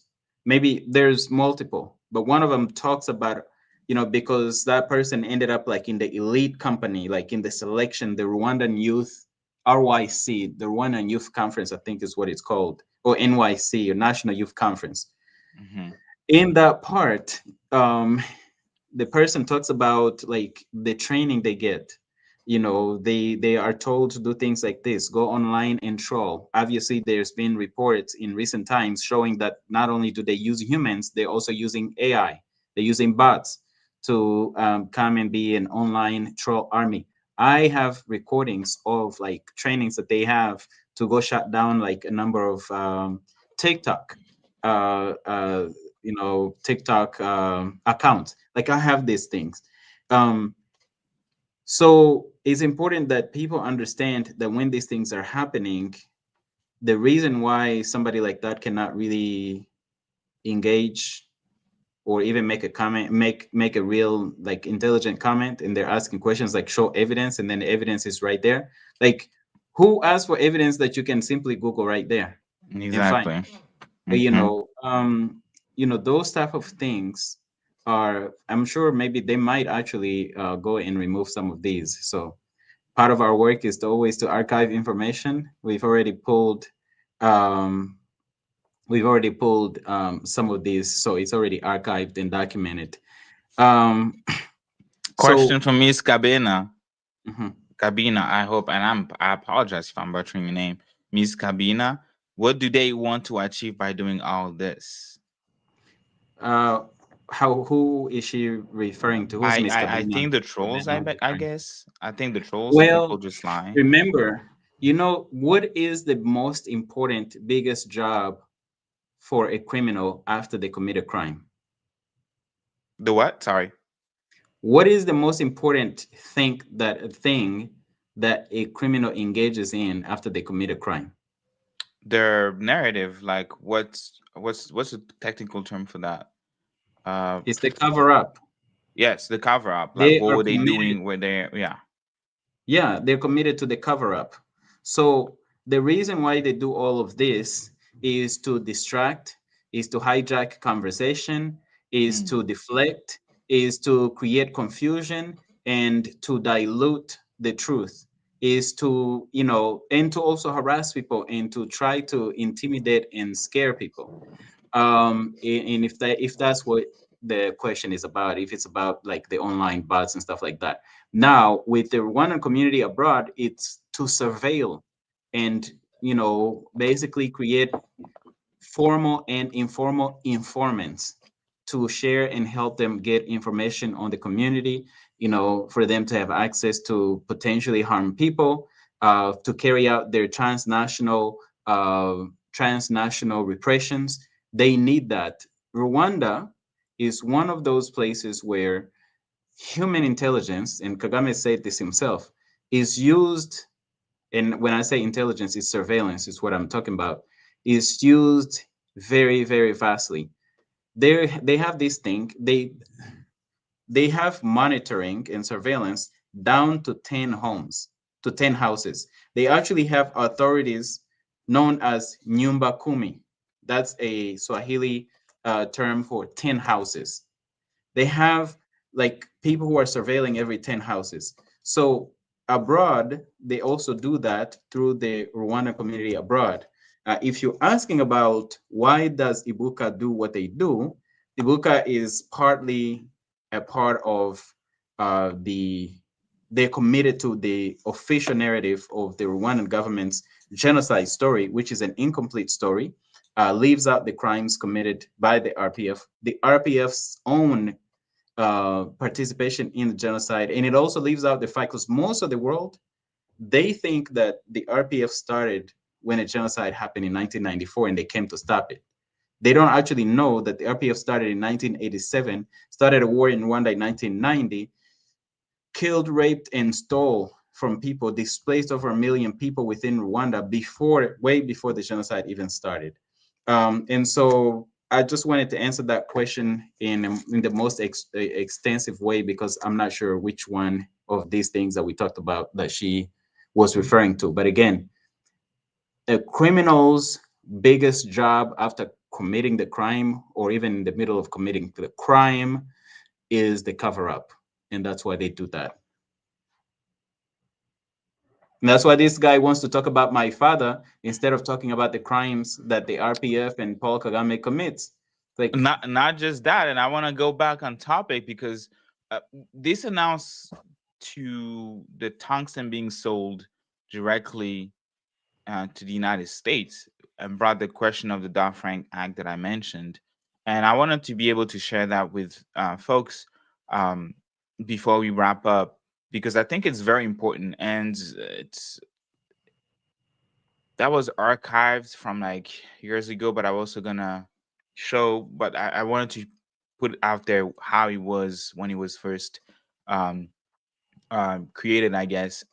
Section 1502 requires persons to disclose annually whether any conflict minerals that are necessary to the functionality of production of a product of the person, excuse me, as defined in the provision originated in the Democratic Republic of the Congo or an adjoining country, and if so, to provide a report describing, among other matters, the measures taken to exercise due diligence on the source and chain of custody of those minerals, which must include an independent private sector audit of the report that is certified by the person filing the report. Certain aspects of this rulemaking will require consultation with other federal agencies, including the State Departments, the Government Accountability Office, and the Commerce Departments. Persons are now required to comply with these rules until the first full fiscal year after the date on which the Commission issues the final rule. So that's 1502. And you don't think that having to bypass the specific policy, the specific law, I would say, will not make things worse in the Congo? Because I follow what you were saying about the crack. Um, so you really don't think that if they get rid of this section, that things will not get worse in the Congo? Um, well, like I said before, the U.S. and Rwanda's Western partners, Paul Kagame's employers, the people who are pushing and helping the political cover and the diplomatic cover and giving funding to Paul Kagame and stopping the isolation, the international isolation of the regime and all of that, they have no political will to actually take part in holding Rwanda accountable. So I think it's one of those, again, like I said before, crack and cocaine, same drug, different users. Crack black people, the powder cocaine used by white people, and the way they apply the laws is different. The sentencing laws are different. When there is political will, you wouldn't even need that section. There is already Rwanda's already been trading these minerals on the global market at a very large scale that is very obvious to anybody that Hmm. they are plundering Congolese resources. Also, this is about supply chain. It's not even about where the fact that the crimes are happening to begin with. It's like, oh yeah, go ahead and commit crime. We just won't buy from you, but somebody else could buy Hmm. from you and then get it over here. Um, so personally, I think there has to be more. The thing that I pushed for before, and I did state this for years, this isn't a new thing. I'm not, like just coming up with something brand new. I always said that the thing that the Congolese government should have done when they had control of the borders with Rwanda and Uganda, that they should have closed those borders.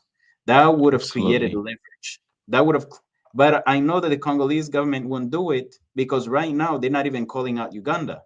So they would not, they're not going to close those borders even if they had the ability to do that. Now Rwanda and Uganda have taken over those borders.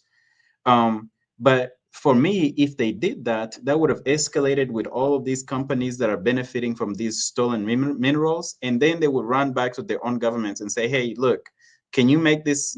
Can you get this resolved?" But the Congolese government didn't do it, and so now Rwanda has taken over the borders. They've taken over Raya. They've taken over many other mining towns, and the Ugandans too. And so the next piece of leverage still has to be about both political and economic. And until there is that political will to do that, I don't find it to be a very helpful thing. I can see maybe a few companies saying, "Yeah, I don't want to get into trouble with the Dodd Frank, Act." But for the most part, um, capitalism and greed that's associated with the capitalism will not will not be stopped until there is enough. We know what's going to get us there is really achieving the critical mass numbers of people that we need, which is, we're getting there, but it takes time. It takes time to build. It takes time to get to the point where the world understands who the perpetrators are and who's financing them and things like that. I mean, look at Israel now. I mean, there are people who even up until a year ago, let alone 15, 20 years ago, or 5 years ago, when the conversation started, they would just, they would start the both siding argument. Oh, both sides are wrong. Both sides are wrong. We know who's committing genocide now. We know who the world is seeing committing genocide now. And in the end, um, as you can see, the world is now aware, and it's inevitable that change will come. That's what happened with apartheid South Africa. That's what happened with many radical change movements that happened in the past, including the civil rights and the abolitionist movement against slavery, and many, many other changes that we've seen in the past. But that's also why it's important to have conversations like this, so that more and more people understand and know what is happening. And more and more people then, as they are informed, they start taking a position. This is not a What is happening in the Congo is not something where you can be in the middle. Again, you asked me the question earlier, are there gatekeepers and stuff like that? I see people in academia that are like, yeah, when I hear about the RPF, I hear them calling themselves angels, and I hear like their opponents calling them devils, and I just like try to stay right in the middle. You cannot stay in the middle of injustice. That's just playing right into the injustice. And what we have in the Congo is not something where you can just say, oh, supply chain is the problem. Really? What about the crimes themselves that are happening, that you actually are providing the funding, you are training the perpetrators, you are providing them with political cover and doing everything but to face the truth and bring the perpetrators to justice? So that's my thoughts on the Dodd-Frank Act itself.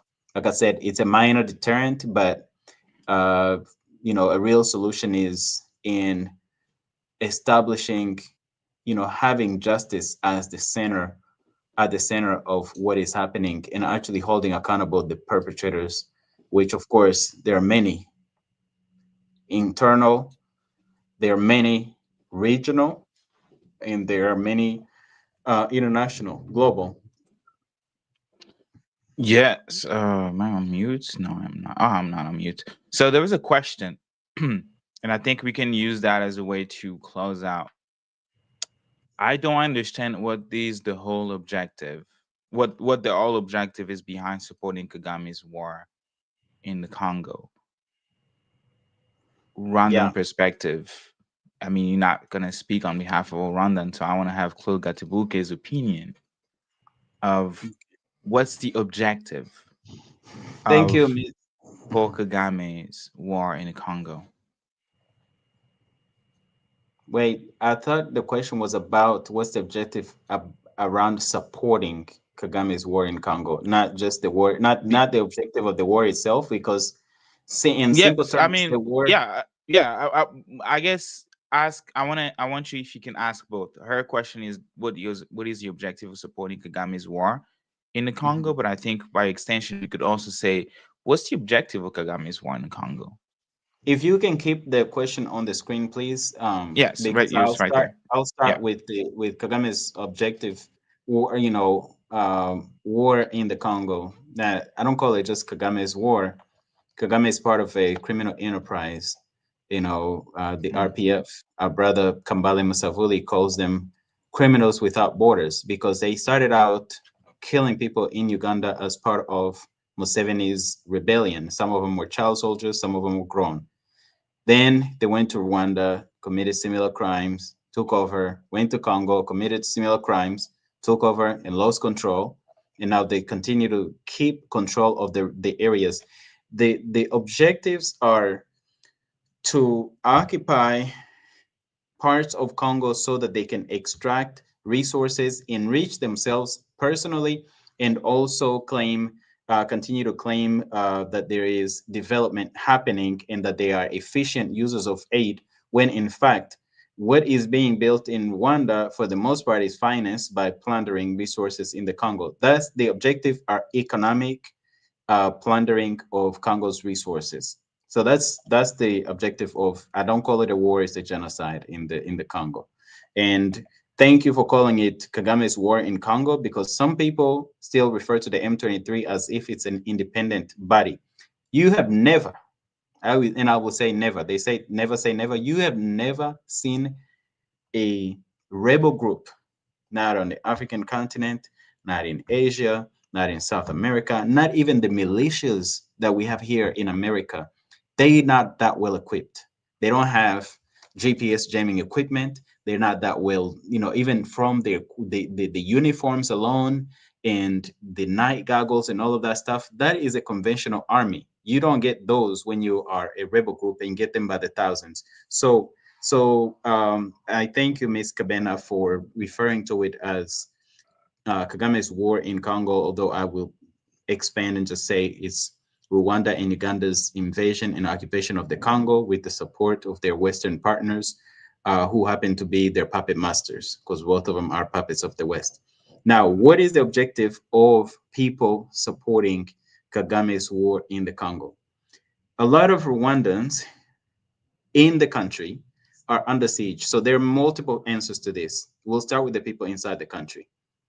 Some of the people are hostages and they're just saying what the regime tells them.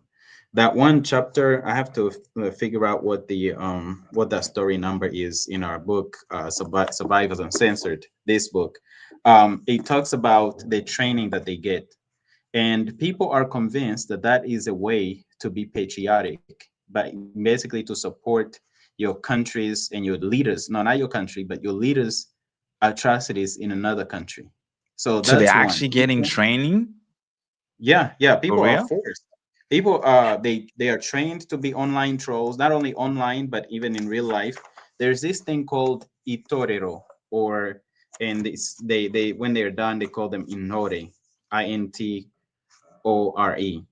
When they're doing this, they are brainwashing them. You go through they actually have like formal brainwashing camps. In That's fact, crazy. a few of these stories talk about how when they graduated high school, they would not give them diplomas until and unless they went into those brainwashing campaigns and all those brainwashing camps. It's called Itorero. There are actually people who leave places like the US and Canada and by the way, and Europe, by the way, that eventually they need to be investigated and held accountable. They go for those type of trainings also. They go for those type of brainwashing camps. So there are a lot of Rwandans who are forced and forcibly brainwashed. There are some who do it because they want to curry favor with the regime. There are some who are ethno-fascist, ethnic extremists, mostly from the Tutsi ethnic group, who will push and say that this is an ethnic war, but they are lying. It is a war of plunder. And so, if a person happens to be a bigot and an extremist, they will just simply support that war anyway, because they don't see the Congolese people as human beings, worthy of living their lives in peace. Um, you have there are other categories. um, they are people who are paid to do that. They get favors.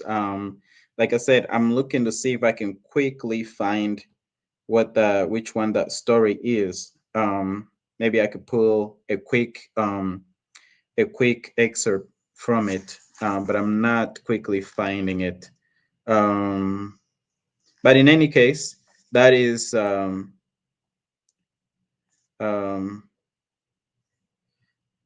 that is how that's how they do it. I believe it's story number 80. 5.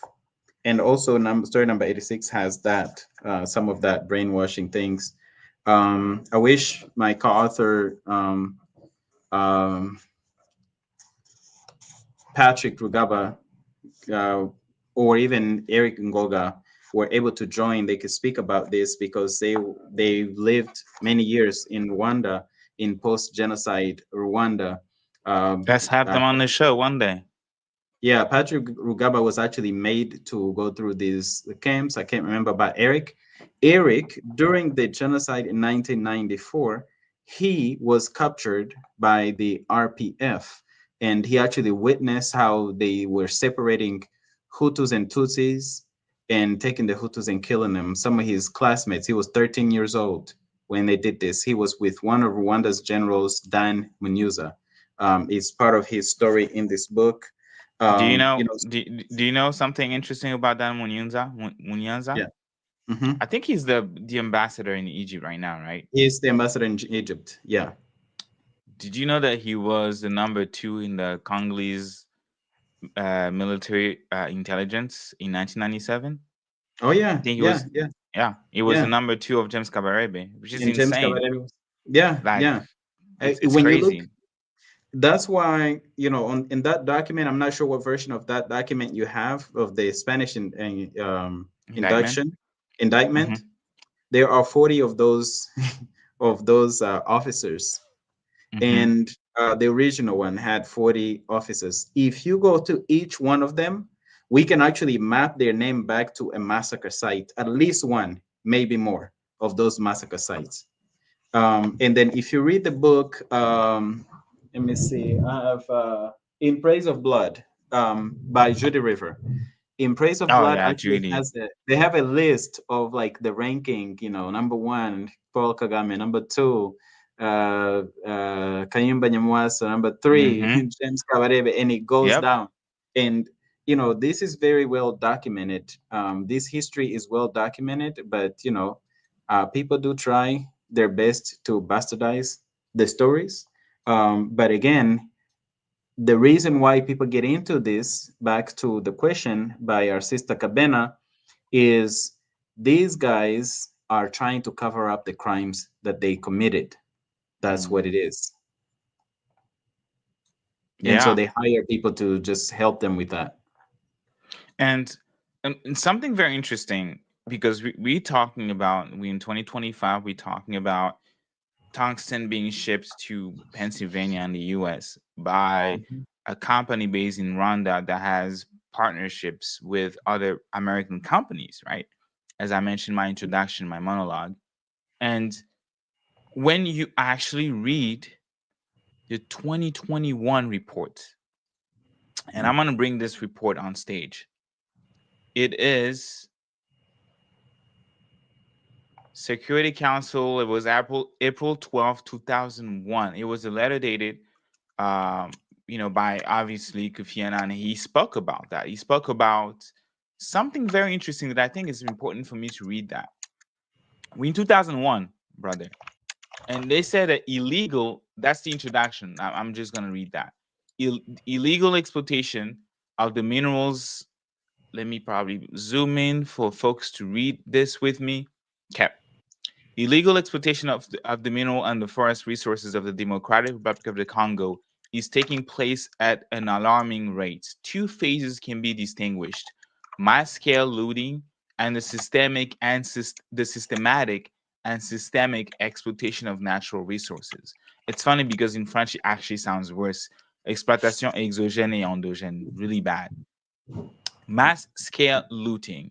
During the first phase, stockpiles of minerals, coffee, wood, livestock, and money that were available in territories conquered by the army of Burundi, Rwanda, and Uganda.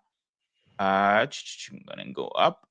Were taken and either transferred to those countries or exported to international markets by their forces and nationals. And then the systemic and systematic exploitation. Planning and organizing were required for this phase. The systematic exploitation flourished because of the pre-existing structures developed during the conquest of powers of alliance of the Democratic Republic of the Liberation of Congo Zaire, AFDL, these pre-existing structures were improved over time, and new networks for channeling extracted resources were put in places. However, the systemic exploitation used the existing systems of control established by Rwanda and Uganda. In both cases, exploitation was often carried out in violation of the sovereignty of the DRC, the national legislation, and sometimes international law, and it led to illicit activities. Key individuals, actors, including top army commanders and businessmen on the one hand, and government structure on the other, have been the engines of this systematic and systemic exploitation. The consequences of illegal exploitation has been twofold: a massive availability of financial resources from the Rwandan Patriotic Army and the individual enrichment of top Ugandan military commanders and civilians. B. The emergence of illegal network headed either by top military officers or businessmen. These two elements form the basis of the link between the exploitation of natural resources and the continuation of the conflicts. Other contributing factors, however, exist: the roles played by some entities and institutions and the opportunistic behavior of some private companies and influential individuals, including some decision makers in the DRC and Zimbabwe. Some leaders in the region bear a direct responsibility. The panel concludes that tough measures must be taken to bring to an end the cycle of exploitation of the natural resources and continuation of the conflicts in the DRC.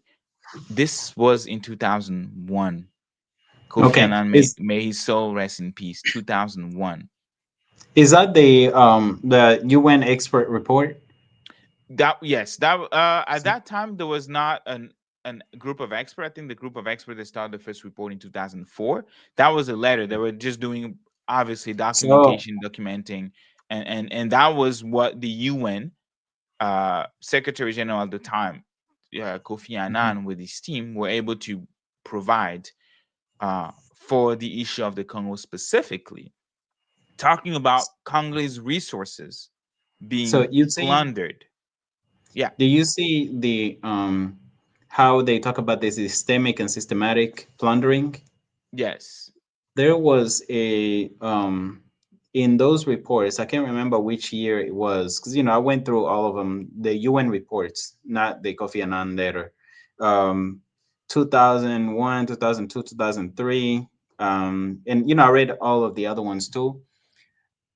There is a description of how they were doing it. Like the Rwandan soldiers and Ugandan soldiers, especially, they would wait until like harvest was completed, like mining was done, or harvest of coffee was done, or timber, whatever it was that was being mined or harvested at the time, and stocked into the stocks, by the massive amounts.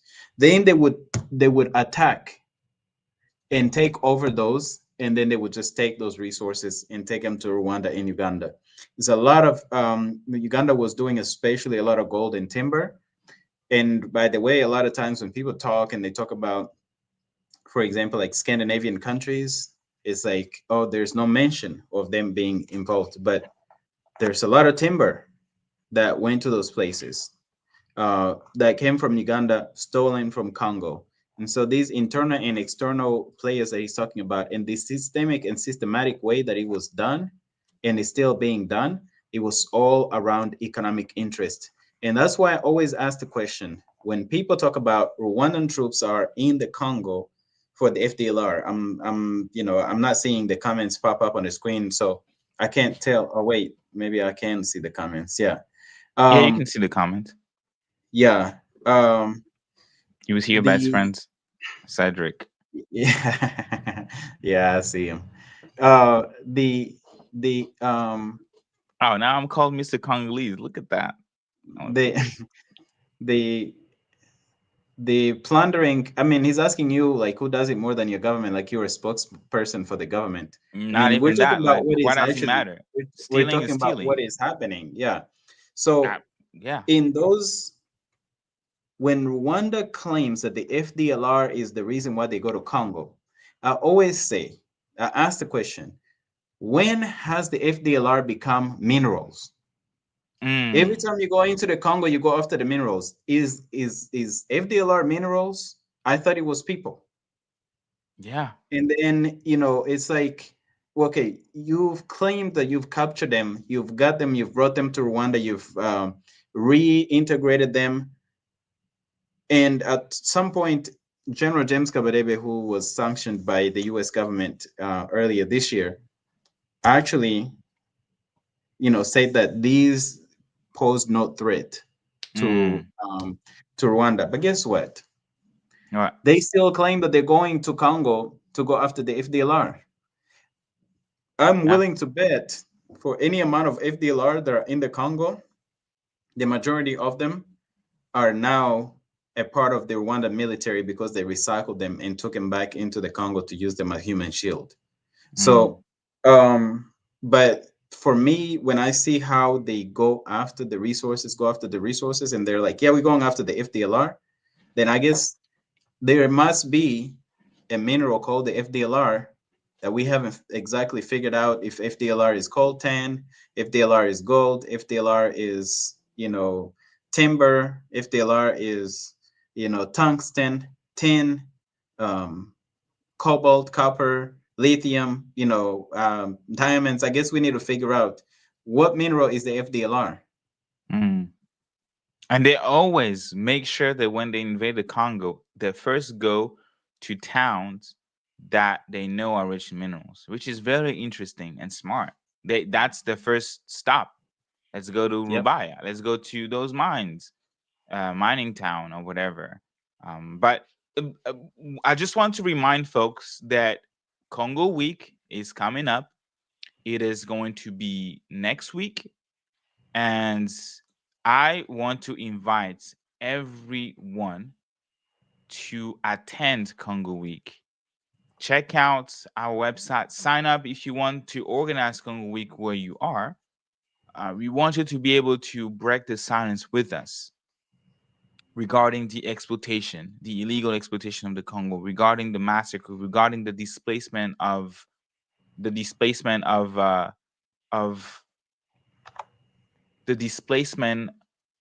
the population. And if if you want to help out, if you want to be involved, please sign up. And I'm gonna put bottom top left a barcode for you all to be able to join and to be able to understand first what is Congo Week, why we talk about Congo Week today. And you can literally just not just today, but since 2008, I believe. And you can scan that on the on your with your phone. You'll be able to have access to more information regarding Congo Week. But it is uh, going to be from the 19th to the 25th. Please sign up and help us organize, attend if you can, trying to see the type of events uh, that we have around. And to me, it's very important to do the Congo Week. I think the initiatives was itself commendable. Like that, I really appreciate being able to have 1 week dedicated to talk about the Congo, not just talk about the Congo, but talk about Congolese issues, and most importantly, how you as an individual can play a role, how you as an individual can be active into bringing peace and justice in the Congo. 2008, folks, the OGs at Friends of the Congo said that they were going to galvanize, right, the participation of people. Have people, how can people be involved and participate? And that's when Congo-speaking tours started and trying to go to campuses. But most particularly for Congo Week, the purpose of the Congo Week was or has been to raise global consciousness about the situation in the Congo. And obviously, because the Congo has not been at peace, not in the 32 years of age that I am right now, not at peace. The Congo has not been at peace. Congo has not known justice. And the human dignity of the Congolese people have been reduced to absolutely nothing, not just from the neighbors, Rwanda, Uganda, and other countries in the past, like Burundi, like it was mentioned in 2001 report, not from the international community that current Secretary General Antonio Guterres said in 2007 that the international community has consistently plundered the Congo. Consistently, the international community consistently, systematically plundered the Congo. Collectively, we have deprived Congo of not just the resources, but also the dignity. So, Congo Week was created to emphasize or shed a light on those events. And there are different themes that we tackle throughout the week. On Sunday, like I like to say, we start with a vigil or prayers, depending on what you believe in, and we try to host events and trying to call for peace because we want to remind people that the Congo is at war. The Congo desperately needs peace, right? That's Sunday. Then we get to Monday, and Monday it's usually about the history of the Congo from Leopold II. And as Americans are watching this, it's important to also know the role that America played into the creation of the Congo Free State, which was given to Leopold II, King Leopold II, as his own property to facilitate the plunder of the Congo. It's important to know the role of the American government. It's important to know the involvement of American authors and activists that stood, just like Friends of the Congo today, since 2004 has been doing, stood beside the Congolese people and trying to amplify their voice or the plight for justice. And we do speak about that history. We do have proposal. We do suggest a few books for people to read. The From Leopold to Congo, From Leopold to Kabila, A People's History by Professor George Nzongola. King Leopold's Ghost, Adam Hochschild, that talks about how Congolese people were, I will say, genocide during that time. 10 to 15 million. Half of the Congolese population at that time died with hands cut off. King Leopold's Soliloquy by Mark Twain, and many other books that we talk about. And then on Tuesday, we go into Lumumba and trying to honor the very first democratically elected leader of the Congo. Talk about the ideas and teachings that made Patrice Lumumba the number one public enemy of the United States, of France, of other countries, Belgium included, obviously, that led to his assassination. It's very important for us to talk about not just not just the history of the story around Lumumba, but also his legacy, right?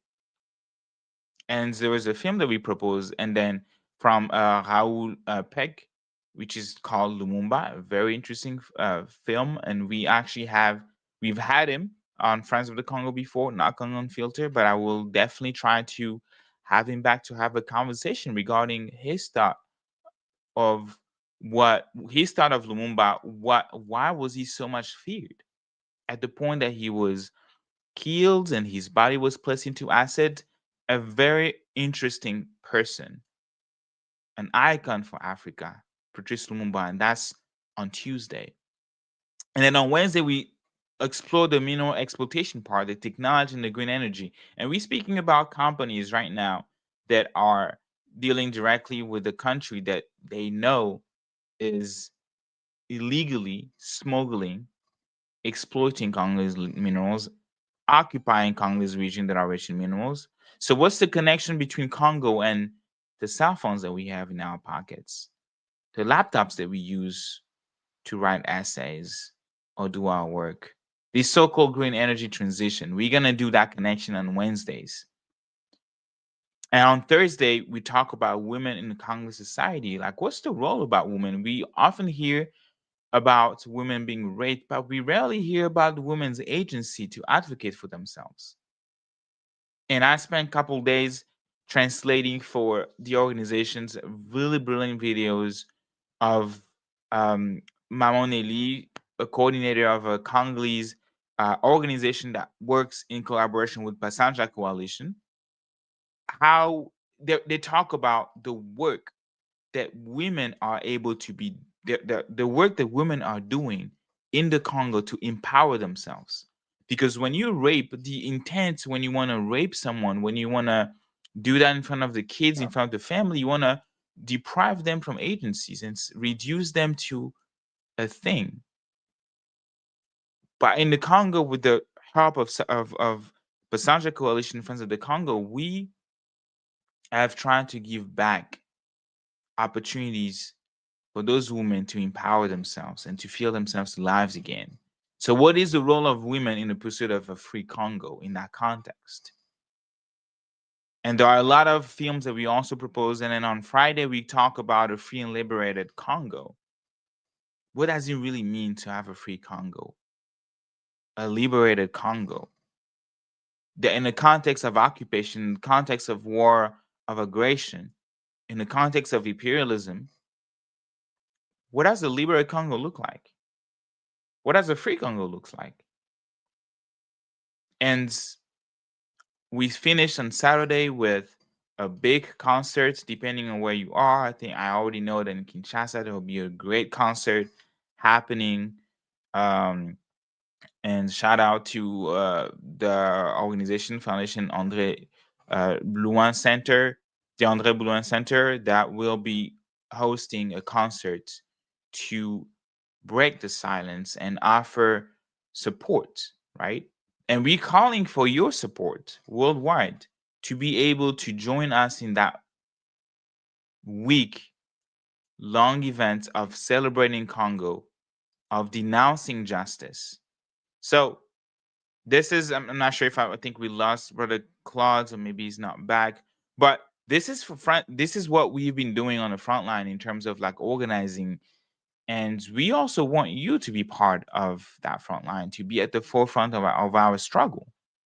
We want you to be part of uh, uh, the work that we're doing. And you've seen, and we have, I have, and it's always, and he's back, and it's always a pleasure to have a conversation with Claude,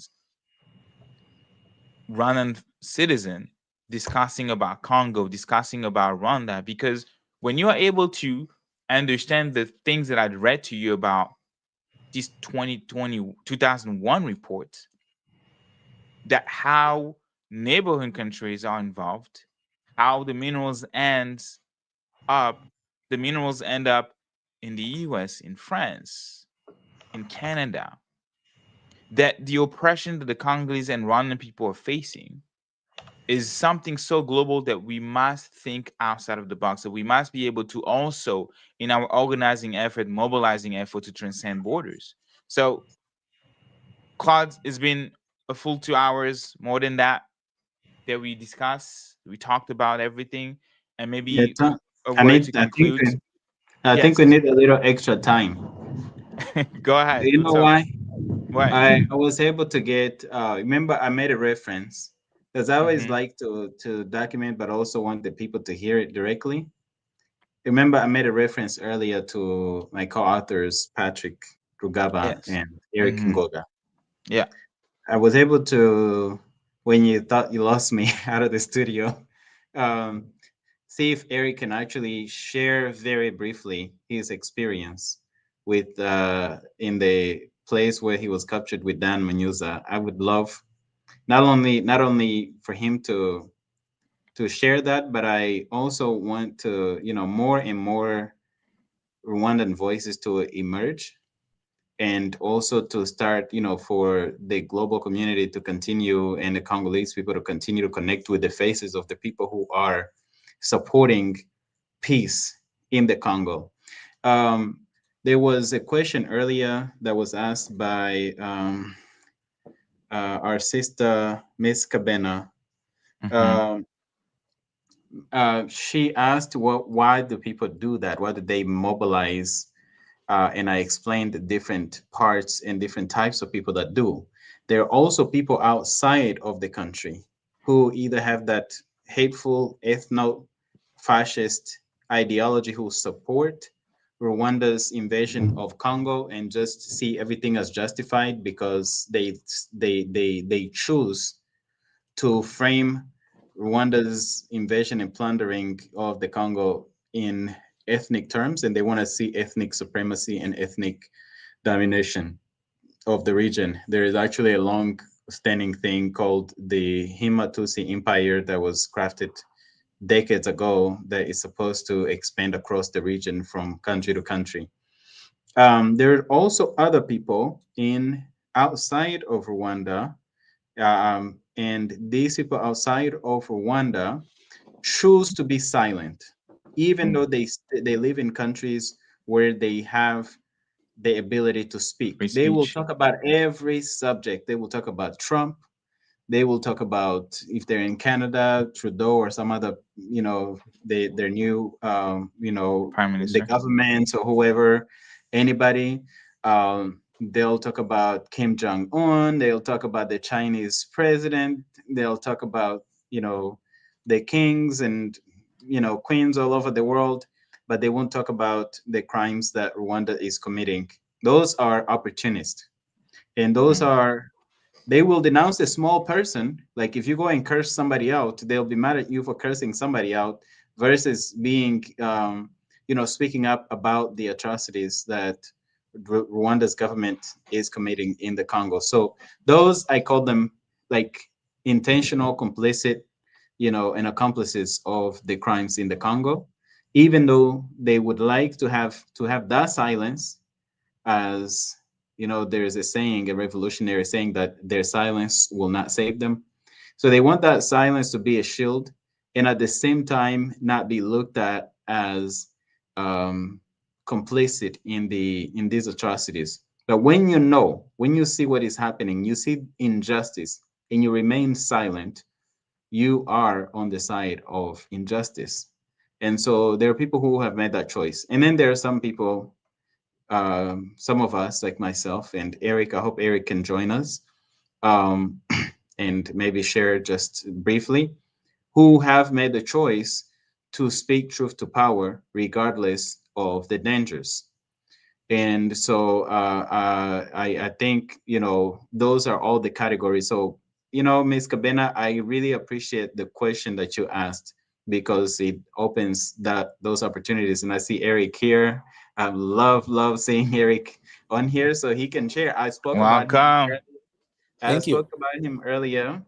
Um, the the last, there's a question you flashed on, the question about why all these heat for Rwanda, but not when all the mineral wealth is benefiting the US, the EU, the UK, Asia, Israel, everyone but Africans.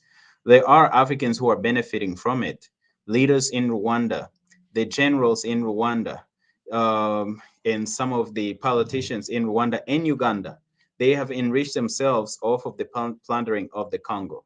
The other thing is, I think the person who left the comment maybe missed a part of the conversation, because this whole conversation has been about the fact that both Paul Kagame and Yoweri Museveni, Paul Kagame of Rwanda and Yoweri Museveni and their militaries, serve as the plantation managers or the mercenaries on the ground in the region for Western interest. And so it looks like it's coming from Karanja Gachucha Keus. Um, Karanja, that's the answer. It's we have the heat for everybody. We started out talking about the Dodd-Frank. We're talking about how the it's not been helpful. There's not been political will, and we talked about who is benefiting from these minerals, but we're not also going to leave out the people who are directly killing and Doing the raping and killing. plundering, Exactly. the Invading. people, just because the benefits are going a little bit further away. Now, we still talk about this. One thing I do see you've missed some major benefactors is Canadian companies. Actually, a lot of the plundering of the Congo, if you look at the Toronto stock market, you'll see a lot of mining companies that are part of exploiting the Congo. Yeah. If you look at Australian companies, there are a bunch of Australian companies. There are Scandinavian countries that benefit from the timber plunder and other things. There's Switzerland, the neutral, which is which basically means, Glencore. yeah, Glencore, one of the largest, biggest exploiters of the Congo, led by Israeli billionaire Dan Gertler. Um, when you look at all of this, when you look at all of the players that are in there, they are able to do this because they have access to their local mercenaries and their local plantation managers, who are Paul Kagame and Yoweri Museveni. Otherwise, they wouldn't be able to. And let me get out the way. Get time. Yes. Welcome to Mr. Eric. Thank you for joining us. Claude mentioned you. He mentioned the book that you guys wrote together, but he also mentioned like something very particular that you experienced as one of the genocide survivors. And if you don't mind sharing that experience that you had, I'm not sure if I don't remember if it was him actually being in those Yeah. camp that was like No, brainwashing people, or that was him. no, he was the one captured by. He Oh, was in the capture. Yes. RPF with the Yeah. RPF Actually, during yes. Thanks for and this correcting. is Yeah. yeah, and this is during the genocide, by the way. Like what he's describing is not something that happened before or post genocide, as they like to say. Oh, there was some revenge killings. This is right in the middle of the genocide at 13 years old, and he was in the camp, in the group that had been captured by the RPF. And Eric, I'll let you tell your story. Yeah, Um, Eric, welcome. Welcome to Congo Unfiltered. So feel free to speak in an unfiltered manner. Yeah, yeah. Can you hear me now? Yes, we can hear it Okay, perfectly yeah. loud Thank and you clear. very much, Gaetan, for having me. Thank you, Claude, for sharing the link. Actually, I was following your conversation a little bit because we have another conversation which is unfiltered. We are uncensored, and I feel it is connected. As a Rwandan, as a survivor, well, my name is Eric Ngoga, and as Claude mentioned, we co-authored a book, Survivors Uncensored, and the objective is to let the truth out. Because what is going on with the 30 years of genocide, the 30 years of the end of the genocide in Rwanda, and then the starting of the genocide in DRC, is that the truth of the victims, the truth of the survivors is kept silent to give the platform to the RPF and to all those entities that are fighting and are at the mercy of their owners. M23, which is supported by Rwanda, by Kagame, which has many soldiers of Rwandan army in M23. So, as a survivor, I think I had a big opportunity to meet Claude Gatebuke, and then from our journey together, we wrote this book, Survivors Uncensored.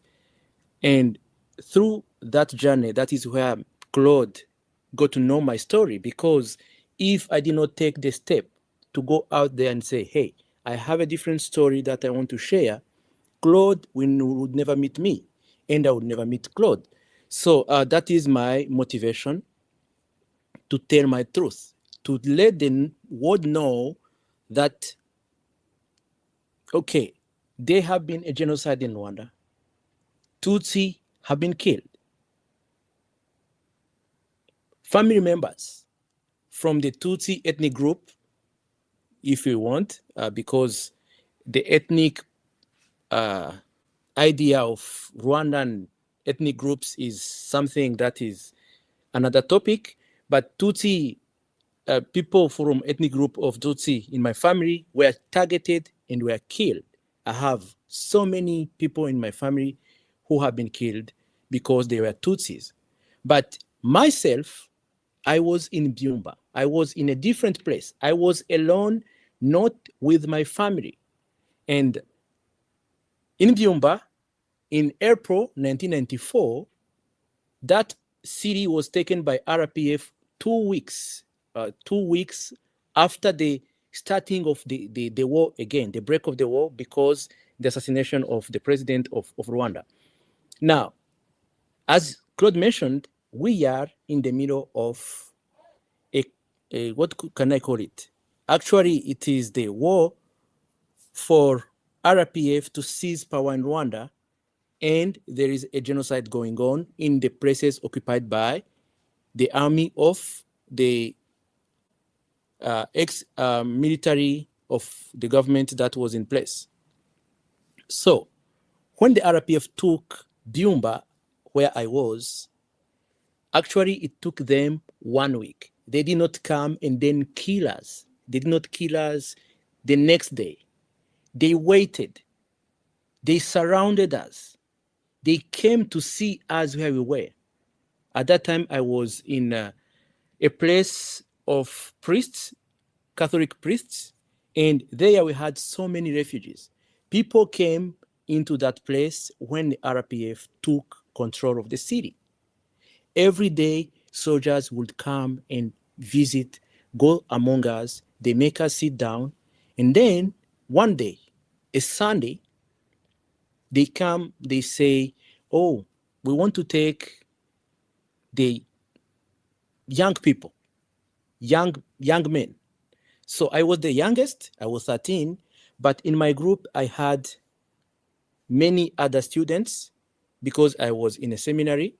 So I was in the first year of my secondary school, but the group that they took was composed of me, first year, second year, and up to senior 6. I think we had also one student from the university and some other young men that were in that compound where we were. Like, it was not hiding. It was, in Rwandan culture, when there is a problem, people go to gather somewhere. And where did we gather? In a place that we think is going to be safe. That is the priest compound. So they take us to another place. At that place, during the afternoon, they do a screening. I remember my interview was, what is your ethnic group? Why did they do that screening? Because we did not have identity cards. As I was 13 years old, I did not have an identity card. They cannot know, am I a Hutu or a Tutsi? And that was the RPF doing the screening, right? Yes, the RPF doing the screening.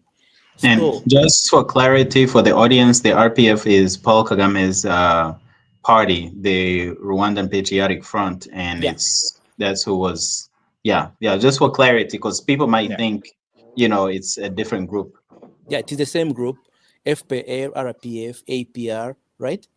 So all of that, those are names of the group which attacked Rwanda in 1990, actually claiming they want to live in peace with Rwandans, but in reality, they wanted to take power, to take control at any cost. And that cost has been the death of thousands, millions of Rwandans.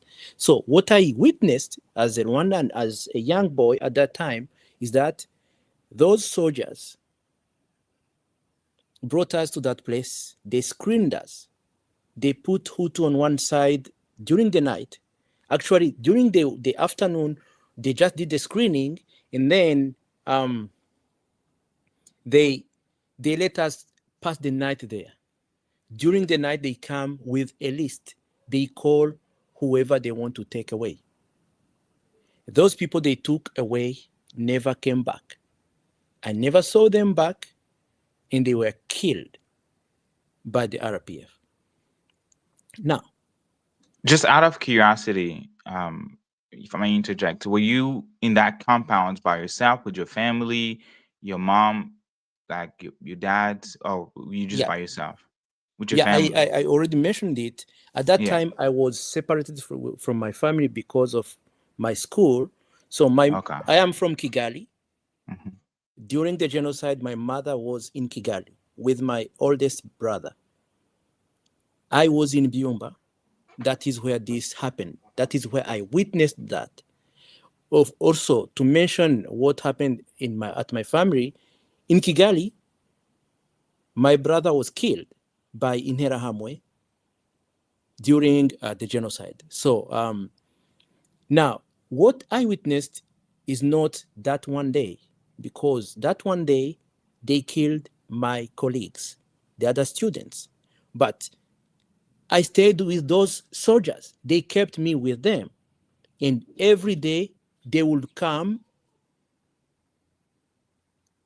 people. They'll bring people in that compound, the military compound. There are two houses that were owned by the soldiers, and their leader was Dan Munyuza. Dan Munyuza is now an ambassador.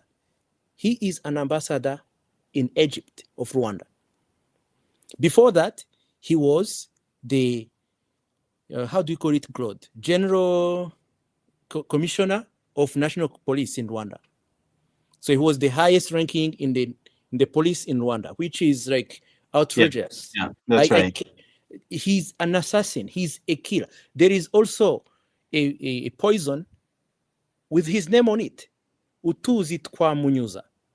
That is Yeah. a person that has a job of killing people, screening people and killing them. So that is why I came out. That is why my journey to tell the truth about what I saw started in 2018, right, Claude? That's the first time that we met. Yeah. And from there, we started. I started my journey. Claude started his journey way long time before me, but from there we started to work together about to try to let the world know what really happened in Rwanda. And our objective, my objective is not to give what happens in the region, in Rwanda, in the DRC, not to give it to somebody to tell it. The story of the genocide, the story of all the atrocities that we survived, that we witnessed, is within us, and it is our responsibility. It is our right to be the ones to mention it, to talk about it, to be the barrier, the witnesses of that tragedy, not some European experts. Of course, they can do research on it, but I think at the first row of the people who have to talk about this genocide, it is the witnesses, the survivors, and the people who witnessed it. Yeah. Thank you. Thank you so much. So powerful. I think there is uh episode an episode to be made with Mhm. just you, and because I've had the privilege to hear class stories many times, and I think it's very important to highlight. And like you said, there is always power into sharing, sharing the truth, Yeah. sharing experiences and stories.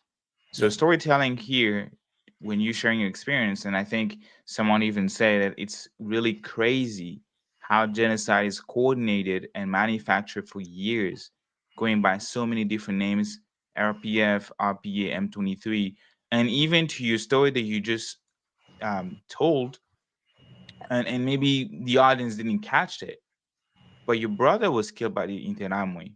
That's what you said, which is a Hutu paramilitary group, right? That's what they present. and they even said that some of them joined, but your family was victim of it. But you were also victim of Paul Kagame's group, and Paul Kagame is Hutu. So when it comes to killing, Yeah, it's and that's Tutsi. why Hokagame is it's Tutsi. the Tutsi. Sorry, I'm Yeah. sorry. And Paul Kagame is Tutsis. So when it comes to killing, when it comes to committing crimes, really doesn't matter in that case. That's why I always find it fascinating that people are like, oh, don't talk about Paul Kagame. He put the end to genocide. I'm like, that's only maybe a quarter of the story that you heard.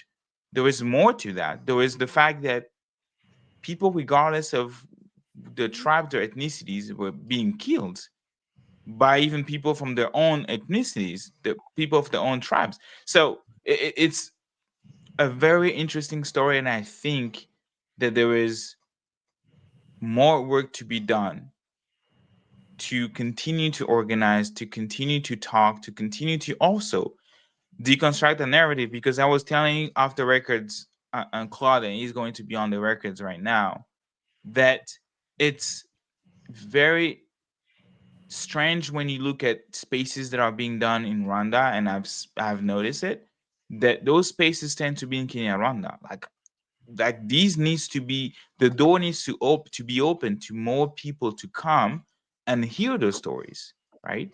Same thing for Congo. A lot of spaces about the Congo are being done in French, and as good as it's very, there are a larger audience, I would say, in France. But those who write reports, those who make decisions, those who can actually change things, don't only speak French. So it's very important to include other nationalities, other languages into the story that we tell, into the report that we write, into the photos that we share, so that people can actually be able to see, read, watch, and understand our stories so that we can relate and empathize. Yeah, And once we can relate and empathize, we can stand in solidarity and take actions. yeah. And Well, all I can say, and I know you have a lot to say, all I can say is it's thank you for the courage yeah, of sharing. I even asked Claude, I asked, bro, like, aren't you like afraid of your people? I was like, oh yeah, I mean, they try to kill me many times. Because when you decide to engage yourself into denouncing the truth, into telling to the people what happened, because you were a direct witness to a crime, right? yeah, But you still take the courage to be like, you know what? I'm still gonna write a book. I'm still gonna share my stories.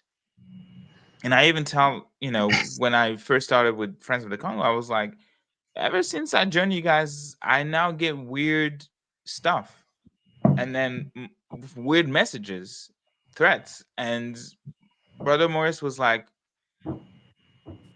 I will still be cautious, right? Because there is evidence of, and we talked about this in the show, of Paul Kagame is doing that, killing people even in places that was in Rwanda. So I know I spoke a lot, so I'm gonna land my mic there, Yeah. and yeah, Claudia. I do want to just let people know, um, we're not being targeted because we're just speaking the truth. We're targeted because the perpetrators are criminals. So that's Mm, important, because some people will say, oh, I'm not going to speak because they'll kill me, right? Or they'll do something, which they do. But then I always, and there are times when, like something will happen and the person will say, somebody will ask me, like, why did they go after that person? Why did they jail that person? Why they torturing that person? Why did they kill that person? And I'm like, listen. We're talking about the RPF. We're talking about Paul Kagame. We're talking about the NRM in Yoweri Museveni. We're talking about people who have a 45-year history of being mass murderers. If you can tell me what the more than 10 million Congolese people actually said, and they've been killed because they said those things, then I will have an answer for you on why they're killing people. So you speak, they'll come after you. If you don't speak, they'll come after you. I mean, you see all these children. I mean, half of the victims, or more than half of the victims, are children who are under the age of 5. These are babies. That's who they mostly. That's who's been mostly affected. Most of the casualties have been children, babies. And what did the babies say? Some of them don't even know how to talk. So I want to make sure that people do understand, like, there's no excuse for silence, especially when you're in a place where you have the ability to speak. You can talk about Trump, you can talk about Obama, you can talk about anybody, but then somehow when it comes to the atrocities that Paul Kagame and Yoweri Museveni are talking about, or do the things that they're doing, you go silent because you're like, oh, I'm scared they'll do something to me. They'll do something to somebody, to people, including you, including me, including others, regardless of whether we speak or don't speak, because we have the evidence. There are more than 10 million victims, most of them being people who can't even talk, babies, and they took them out. So I wanted to just make sure that people don't use, go into silence and use the threat of being harmed, harassed, killed, or whatever as a reason to go silent, because that is not a straight valid reason for silence, because many people were silenced forever, but we will not let that silence actually happen. The people they try to silence, we will be the voice that tells the stories of those who were not, like Eric just told the stories of those people. They thought they took him out forever. Here is Eric. He's talking about those his classmates, those teenagers that they took out. So and I just wanted to make sure that we don't encourage people to be cowards. Yeah, yeah. Yeah, And can I add something yes, about it? go ahead, Yeah, Eric. were two things. That's why we wrote the book in two languages, French and English. We are lucky to have people who speak both languages, and then the book Survivors Uncensored, Survivre par la parole. So it is in both languages. Oh, you speak French. French? Oui, je parle français. Oh, okay. All right, cool. Then That we should have a space in French too. Like, yeah, let's yeah, do this. Yeah. yeah. Claude also speaks French, For right? real? So yeah, Claude, you never told me yeah. you speak French, man. It's never been necessary. Alright. Now it is out, Claude. You're going to be Yeah. invited on spaces where we speak French. Of course, we need to bring these discussions in as many Absolutely. languages as we can, because this is our responsibility. This is really something we cannot keep quiet. So another thing I want to add, recently Kagame was having this wake-up call about his right to be alive. And one thing that he said, oh, those European, they want us not to talk. The first time you die is the time people tell you not to tell your story. I say, seriously? What? Come on, Kagame. What can you say about that? For 30 years, you have been saying, oh, the genocide has been stopped by me, when he is the first one who started the genocide. And then, we have only the genocide against the Tutsi in Rwanda. If you say something else, you are denying the genocide, or you are negating it, which is not true.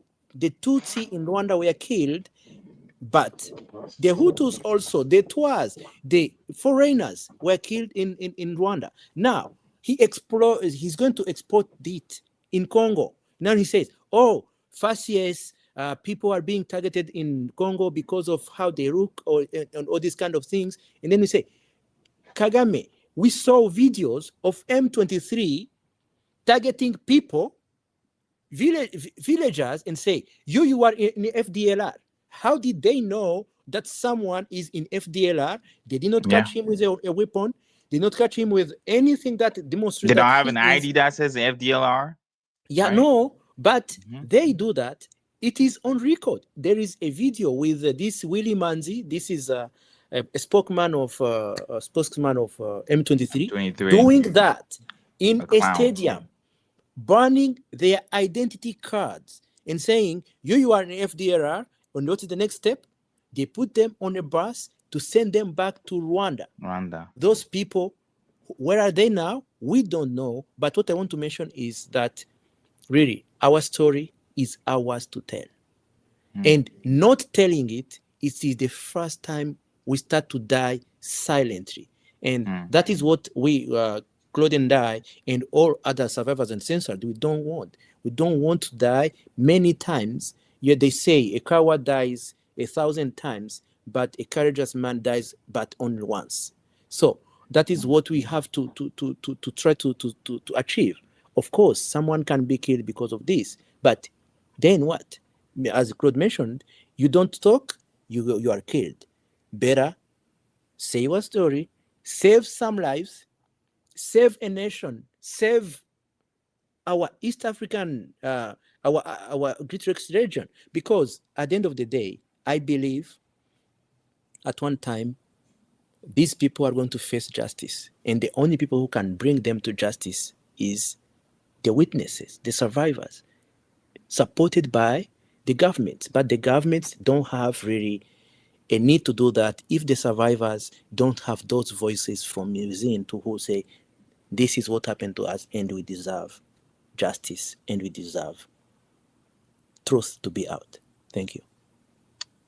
Yeah, well, thank you so much. We are way past over time, but I'm gonna have the two of you to say something to conclude before we shut down this live that has been exceptional with people commenting on Instagram. I see comments and I try to capture them on YouTube as well. On X, we got some trolls because I have the privilege to host Claude, so he brought his trolls with them, attacking him. His fans, actually, these are your fans, low key, your fans, and trying to attack you. So it's been a really hectic comment sections, and I hope you guys.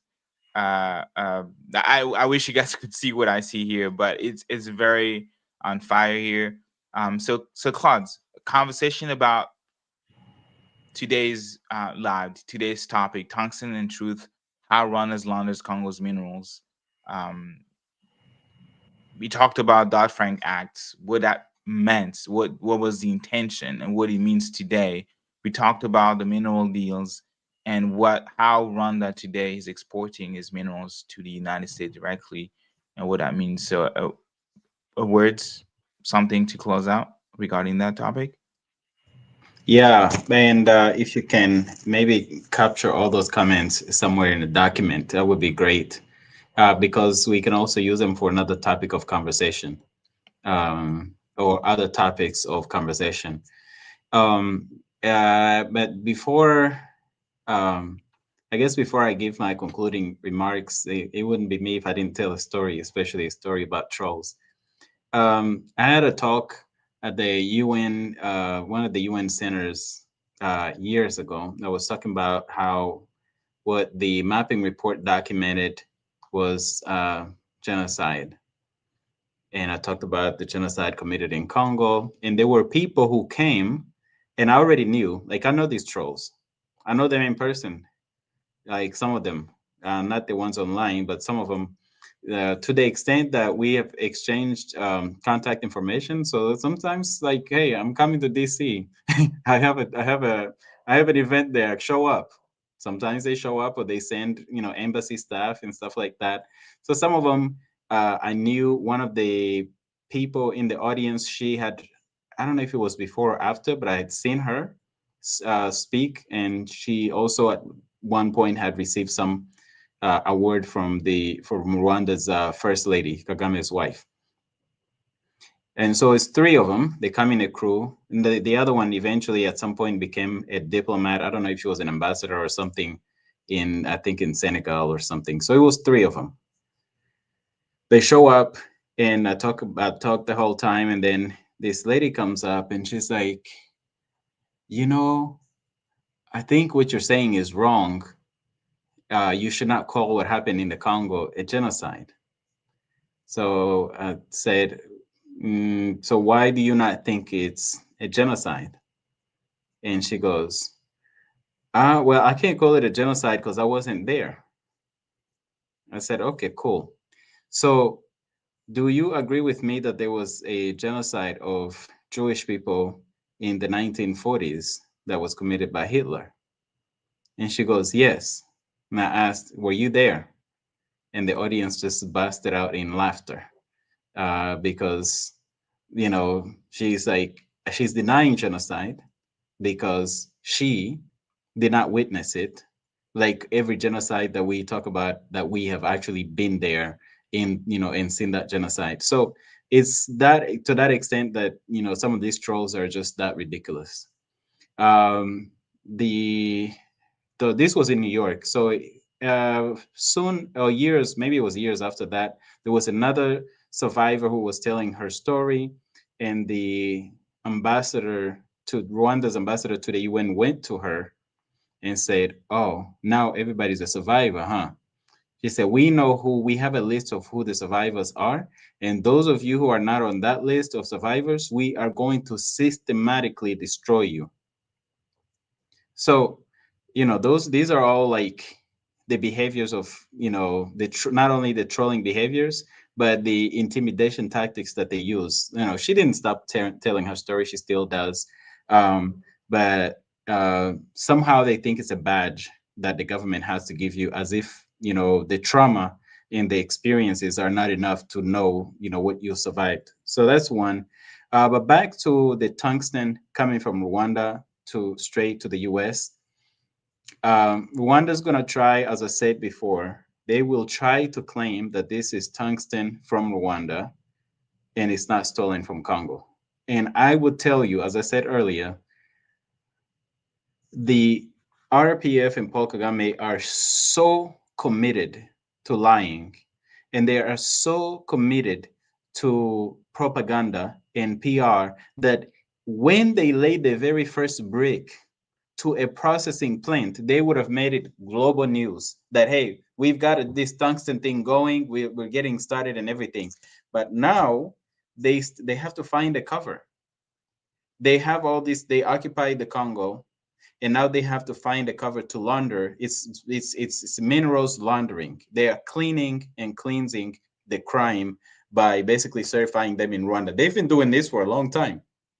It's not a new thing. They've been taking minerals and certifying them in Rwanda as if they came from Rwanda. But then you look, you're like, well, Rwanda's soil doesn't have that. They're like, oh, we have mines. We produce mines.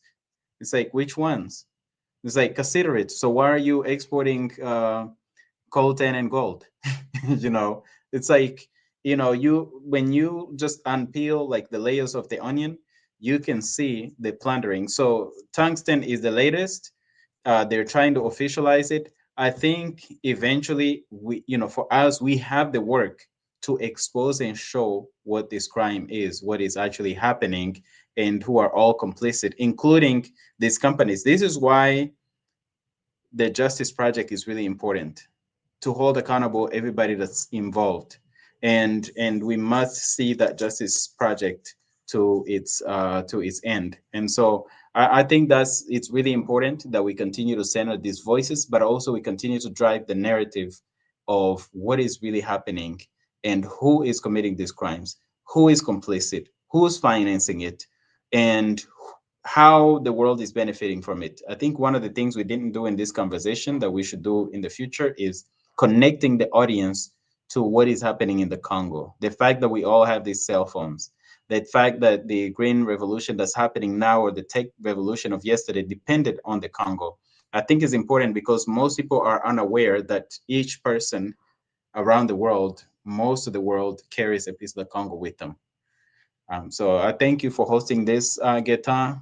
Sorry that I asked for the extra time and Eric agreed to jump on, but I also am grateful that Eric was able to join us. No, thank you. It's always a privilege and honor to speak to you. You're a man full of knowledge and wisdom. Eric, you want to say something to can I conclude this space? Yes, of course. Thank you, Claude, for inviting me. Actually, Gaetan, I think it's not the first time that we meet in a conversation. First time, I think it was on X. And so I was thrilled to be here today. When Claude proposed, I was like, oh, I'm going because I wanted to be on your show today. actually. So it was a privilege to be able to talk here. And there's something that Claude mentioned about how the government of Rwanda wants the story to be about them. I remember a few months ago when there was this report that came out that says there are Hutu people who were killed because they are ethnic group in Congo, and the ambassador of Rwanda to UN had I don't know how to call it, but he said, "How do you know that they were Hutus?" Is that the problem? The problem is those people died, and the person who gave the testimony is the one who gave the testimony. So the Rwanda narrative, the RPF narrative, the M23 narrative is based on that our story is the right one. Everybody else is making stories. That is why when it comes to what is happening in the DRC, what is happening in Goma, Bukavu, and all the occupied regions right now, for me, is something that I relate to as someone who has been living for until 2016 under the RPF governance, where we say, I have talked about my first experience with the RPF, killing my colleagues. It did not stop.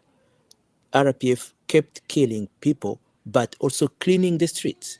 We don't want clean streets. We want peace. We want people who can live a peaceful life and have a future, not someone who today has a job and then the next day he's killed. Actually, this is something that is common in Rwanda. If you don't agree with RPF in Rwanda, they kill you. But they do it also in DRC, in Eastern Congo. I have one friend of mine, he is very vocal on X, Muheto Muhizi. I don't know if you know this guy. He was in Kinshasa and they came to machete him. But he survived. He's a Congolese Tutsi ethnic group. Yes, Yeah, I've heard about him. Yes. yeah. So they do that. They actually their solution to everything, it is lie, propaganda, and then assassination. So which is really unsustainable. And so I'm happy to be here today, and I hope next time I will get into the conversation area so that we have a longer conversation. Yeah, thank you. Yes, thank you so much. This Cedric, I would like to answer you, but we gotta go, Cedric. Like, anyways, well, thank you so much for both of you, Right. Eric, Claude. I Huh? think I think I think you should answer that question. How do they still have people if people are being killed every day?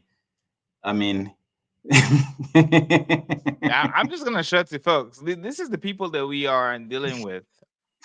Like, it's crazy. Why do we still have people right. like? But Anyways, I'm not sure Well, where he's trying to you go can with this try to conversation. answer with the terms that we found in Kanombe. But still, Rwanda has soldiers in Congo, but many of them are being killed actually.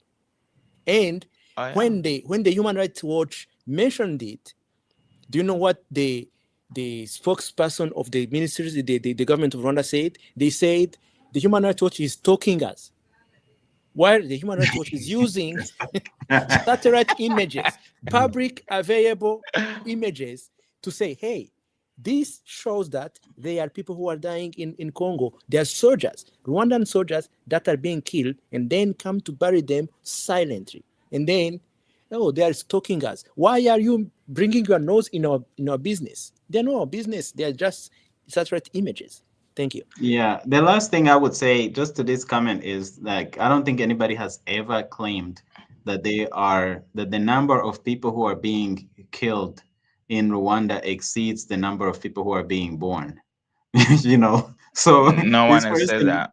the argument here is like, if people are being killed every day, they will be finished. That's never happened. Like nobody has ever been able to completely and totally exterminate a whole population.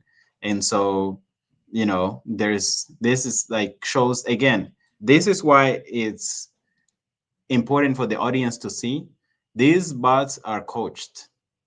And when it comes to like having even some amount of logic, if you are programmed, you're brainwashed, or you're a bot, you're just gonna repeat. It's like rinse and repeat, rinse and repeat, rinse and repeat, and hope that the argument makes sense. Yeah, this doesn't make sense at all. Yeah. But I want to address his point though about the economy of Rwanda, because it's important for me to do that, because when I posted early this week a tweet um, regarding the economy, the extreme poverty according to uh, a visual capitalist, and he shows DRC at 85.3%, and Rwanda wasn't on the list.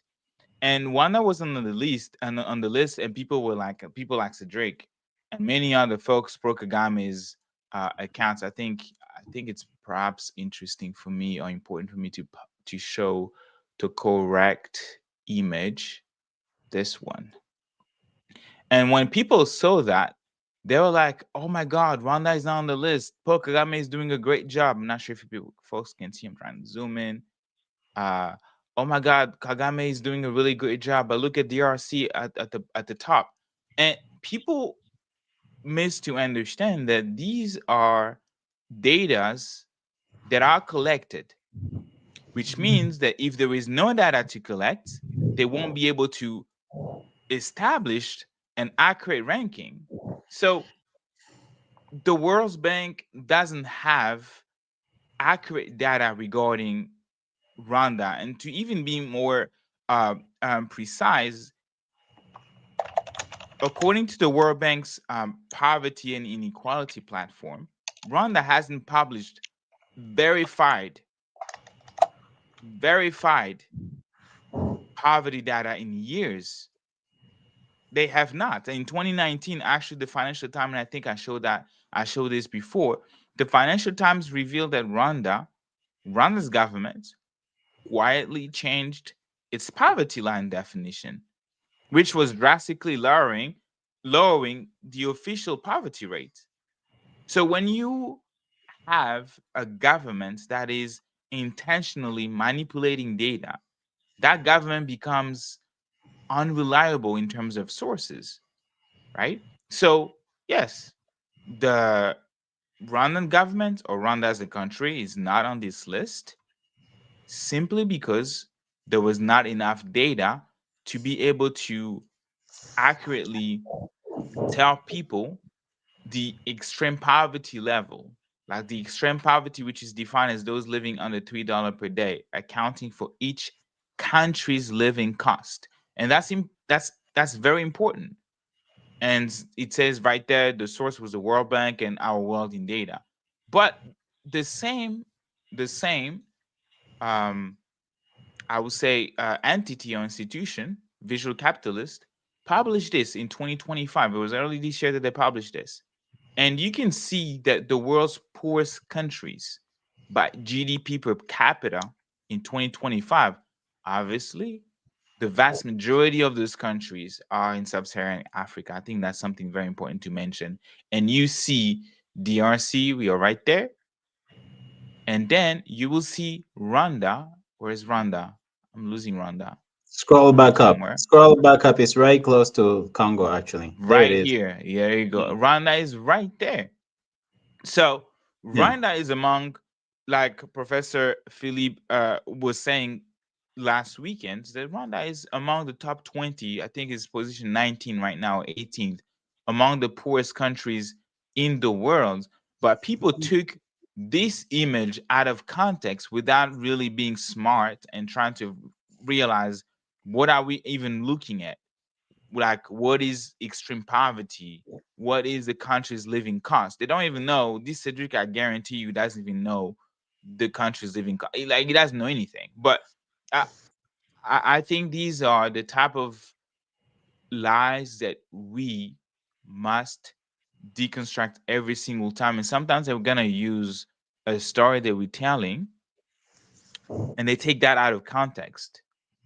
And that's exactly the type of lies that has allowed Paul Kagame to appear as the perfect president that Rwanda needs, because he has ended or single-handedly handed genocide. Without by telling that part of the story, they are Yeah. erasing everything else. They're erasing Yeah. that he was also killing Rwandan, that he was also killing Tutsis, that he was also killing Hutus, until today, jailing people. And if that wasn't enough, crossing the borders, killing Congolese because he's aiming, or he wants the minerals to be able to be that person that the West can count on.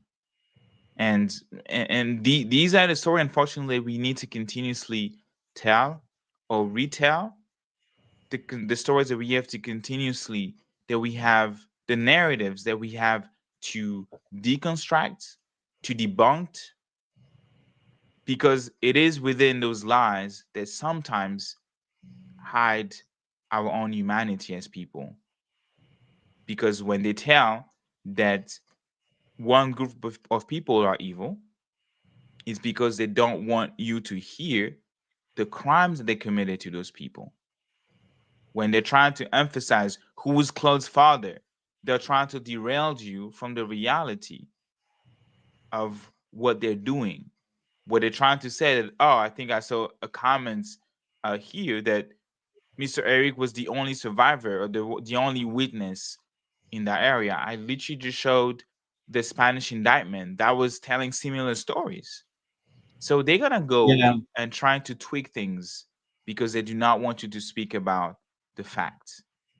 Yeah, Claude. Yeah, Geta, I think to the point you just made, it's important too for people to understand. These, like I said, the bots, these robots, when they make comments like that. Was he the sole survivor? You can already tell this is somebody who doesn't read. They're like the book In Praise of Blood. The witness to what Eric is describing is an RPF soldier. There are like other people who have actually spoken about these things, who have written about it, who have made it public. But hey, somebody who is in the matrix, that's been went to those brainwashing camps, they just know what they know, what they've been brainwashed to. Speaking to the numbers that you were showing, I always say that Rwanda and Uganda are two of the poorest countries in the world that are waging one of the most expensive wars and Mm. genocide in modern history over the last century and this century, the last millennium, at the end of the last millennium and the beginning of this millennium to this day. And they only are able to do it because they have the European Union as a partner, the US, the UK, and others who supply them with weapons, training, and all of that. And the other thing is, Rwanda opts out of a lot of international agreements, which is why sometimes they're missed on reports like this. The one example I would like to give is the ICC and the ICJ, International Criminal Justice. Rwanda is not signatory to the Rome Statute, so they are not subject, they're not in the jurisdiction of the ICC, except if the ICC prosecutor or the government of Congo was to bring about a case, or the Security Council, they could still go after them, because I believe there's been a few other countries where they're not signatory and they've gone after the leaders. I'm not sure if Sudan was signatory to it when they indicted al-Bashir, the other genocide perpetrator who is now in jail in Sudan. But the other thing is, when the ICJ found Uganda guilty of the crimes committed in the Congo and ordered them to pay reparations, Rwanda was not tried because Rwanda is not signatory to that court. So somebody could come up with an argument and say, oh, Rwanda didn't commit those crimes because the ICJ never went after them. That's the type of argument you're going to hear from the bots.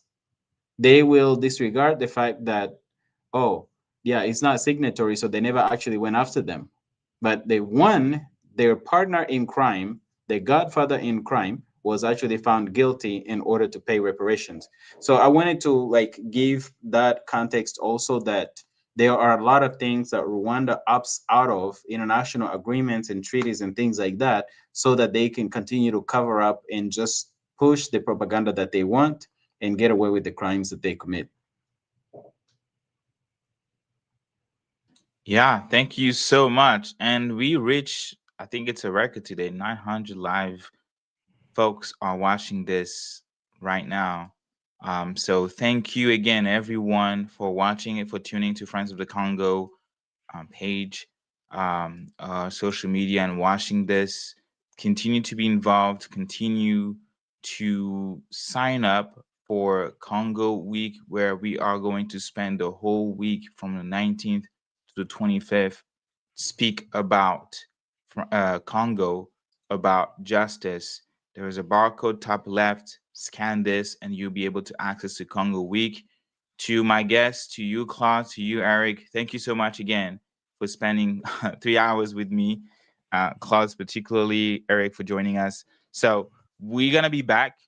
I hope to have you back, Eric, particularly Claude. You know, you're always welcome to discuss more about the Congo, to discuss more about Rwanda, to discuss more about other powers at play, about the U.S., about France, about the U.K., about Belgium, about all the forces that are making today Congo to be what it is today. Talk about the Congo's leadership, talk about the DRC, talk about President Tshisekedi, talk about Paul Kagame, and also, because we tend to forget, talk about President Museveni, still in search of getting knowledge about the ADF. Once I'm armed or equipped to speak about the famous ADF, who are they and what they're really doing, I'm telling you that we're gonna bring it on this show and we're gonna have a conversation about the ADF and who they are. So until then, I wish y'all a happy Saturday. Spend a really great time with families, with friends, wherever you want, but enjoy your weekends. And I say, see you next Saturday. Ciao. Peace.